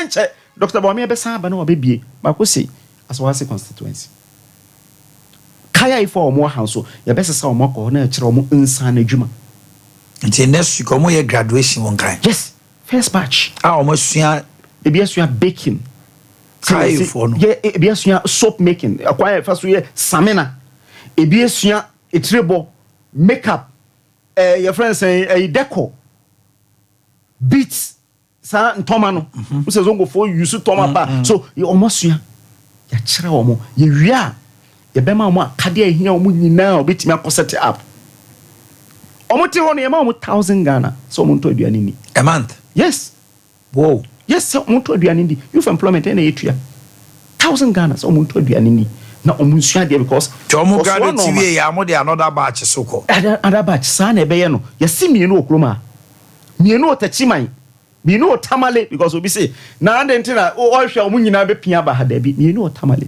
mienu otachima mienu sunyane yekuso aye bibia no kama na yasesa kaya ifo no because research be by they just signal me we will be taking sports from internet or say wrap it up to 9:45 inti okay yeah na so that is one that is one two ni say we no na e say sorry e bia okoje akwaba was it Islamic education unit omuna eye yente social intervention my goodness Argentina NDC for a DD attempts are so which government will take credit for Methodist education unit which government ababe na be fa sa credit Methodist education say me time na year Methodist education unit intimi na me dey buy which Rollins did that Rollins be na year papa was starting Islamic education unit friend Alhaji Ahmed Gbadamoshi now on a year education director in the northern region in the 80s so in 1982 and okay say your school be brave me ono or your friend saying we alatani wa ko school abeye your friend say education director it will can say there be ye betimi ye wo makaranta school na muntaka wie ya the school is older than muntaka that school na Syria enye ne school but na yenya Arabic ho yenya English ho it Gbadamoshi who say as education director there is something we can do it will for a process no later go headquarters kra omo transfer no headquarters and he set up the Islamic education unit in 1987 as a unit under Ghana Education Service Tinya Rollins which government parliament be na ko approve e ko fa hin e ko ye just the process na ye fa so ye Salvation Army ko akra omo your friends men can say kra because omo schools kakra bi but omo units so Kremofonia unit aban na demand no can you imagine this warp logic they to me no holiday wrap up now. What's Akufo-Addo? Sorry, PA. Musisi yen. Because Nana Dr. SKB Asante. Omo committee na Constituent Assembly omo di Ghana Constitution by. In 1992 omo can say Ghana is a secular state. From 1993 nanka was a holiday or Ghana. Because Christians yama omo Easter holiday, yama omo Christmas holiday. It has to take the MPP to get to Parliament in 1997.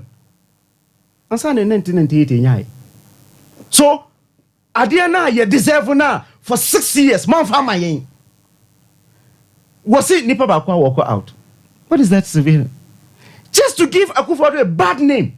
Say Akufo-Addo, I walk out. What is his walkout got to do with say you approve your friends which parliament debate holidays?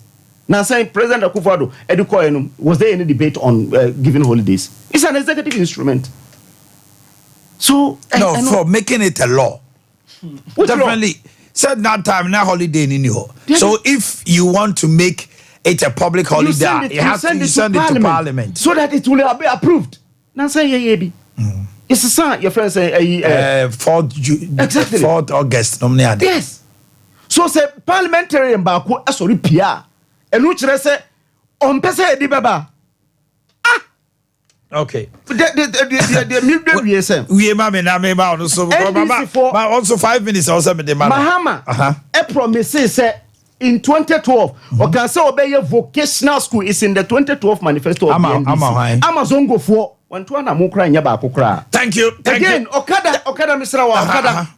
Pragia is a different thing from Okada. Okada omo use moto no. Tricycle. What say? Tricycle na ankamra o ho anka yenisa Lagos. There is a law aye Okada moto dia no, but won't be for highway so. Okay. Even in Lagos. Thank you very much. Mujis. Maminchu. Omanhene. Asema maker. I say Awal Mohammed Ace Sudia. One. Let me start from where. Okay, so but one just to one Kadia Mahama in 8 years. Yes, signal yes, you be call off in the next 5 minutes. Then he start. We're talking about the Islamic education unit and Ibrahim Alaji Badamosi. This is the story. The history of Islamic education unit. 87. No, not 97. One, Mr. 1987. This is NDC. Oh no, there was no NDC at that time. Let me speak. NDC. Your microphone is off, please. Go ahead. Hello. The PNDC now NDC. No, you said Rollins. You mentioned Rollins. You did not talk about NDC. No. What's it, Rollins? I quite remembered what I said. Me say Islamic education unit was from under PNDC. Okay, no problem. I said it under PNDC, now NDC. And I blame by the Mosino. Under whose government did he serve? The PNDC and then and the MPP. Oh no, yeah, exactly. When the man said, no. Awal.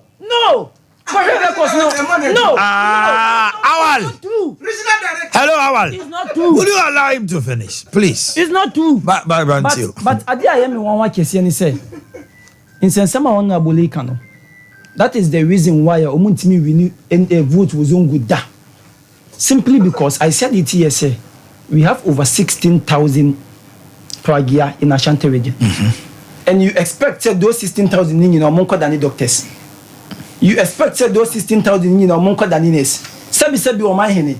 Sanka Yanko Pombo be a panka when the baby be a janai. Nyankopon bo bia panka wan na be pepe obi wo fesama no Nyankopon o mo bia peda eye den ya bi besini bi ye nyina ye be ko school classroom bako but enye obi na be ye the same classroom no ye benya obi obeko ye doctor wo ye benya obi a obe school drop out ye benya obi at least went me an school na why drop out no so obe ye yes no issue. And that is the irony of life. Don't expect say the uncle school Pragia has no issue in this country. Because from the point I was making, I say, No, say he's talking about. We are talking about.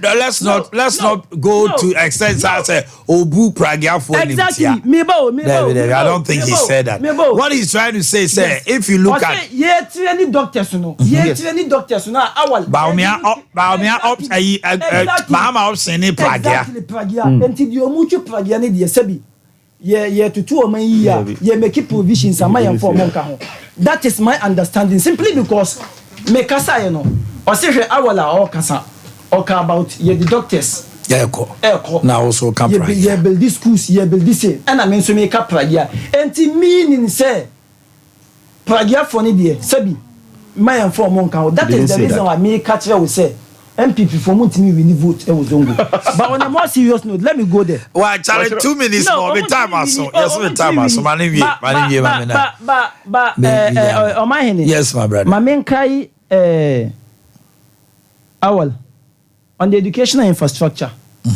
When him said the first Islamic college of education, training college, Al Farouk College of Education, STT under Mahama. No, it's a private school. No. When she a private school, when she moved for dia. It's a private school. It started under Mahama. 2. When them say Mahama in 20. Our betama so many private school. Say started at the Mahama. Twaso. May the microphone FM. Almost signal me was here call Sinyane. Mahama build dormitories at my Islamic schools. Oko Tejaniya SHSA wa build bi. Oko Ansarudin at Kaso. Go ahead. He's distracting you, don't mind. Ansarudin at Kaso Wesibi. Oko Khalid bin Walida Wesibi. Oko Suhum Islamic Girls and so many Wesibi. When them say school buses are all channel. Tejaniya Enyebi. Azaiya Enyebi. Suhum Girls Enyebi. Okay. Sir and many others. Yeah, back classroom blocks.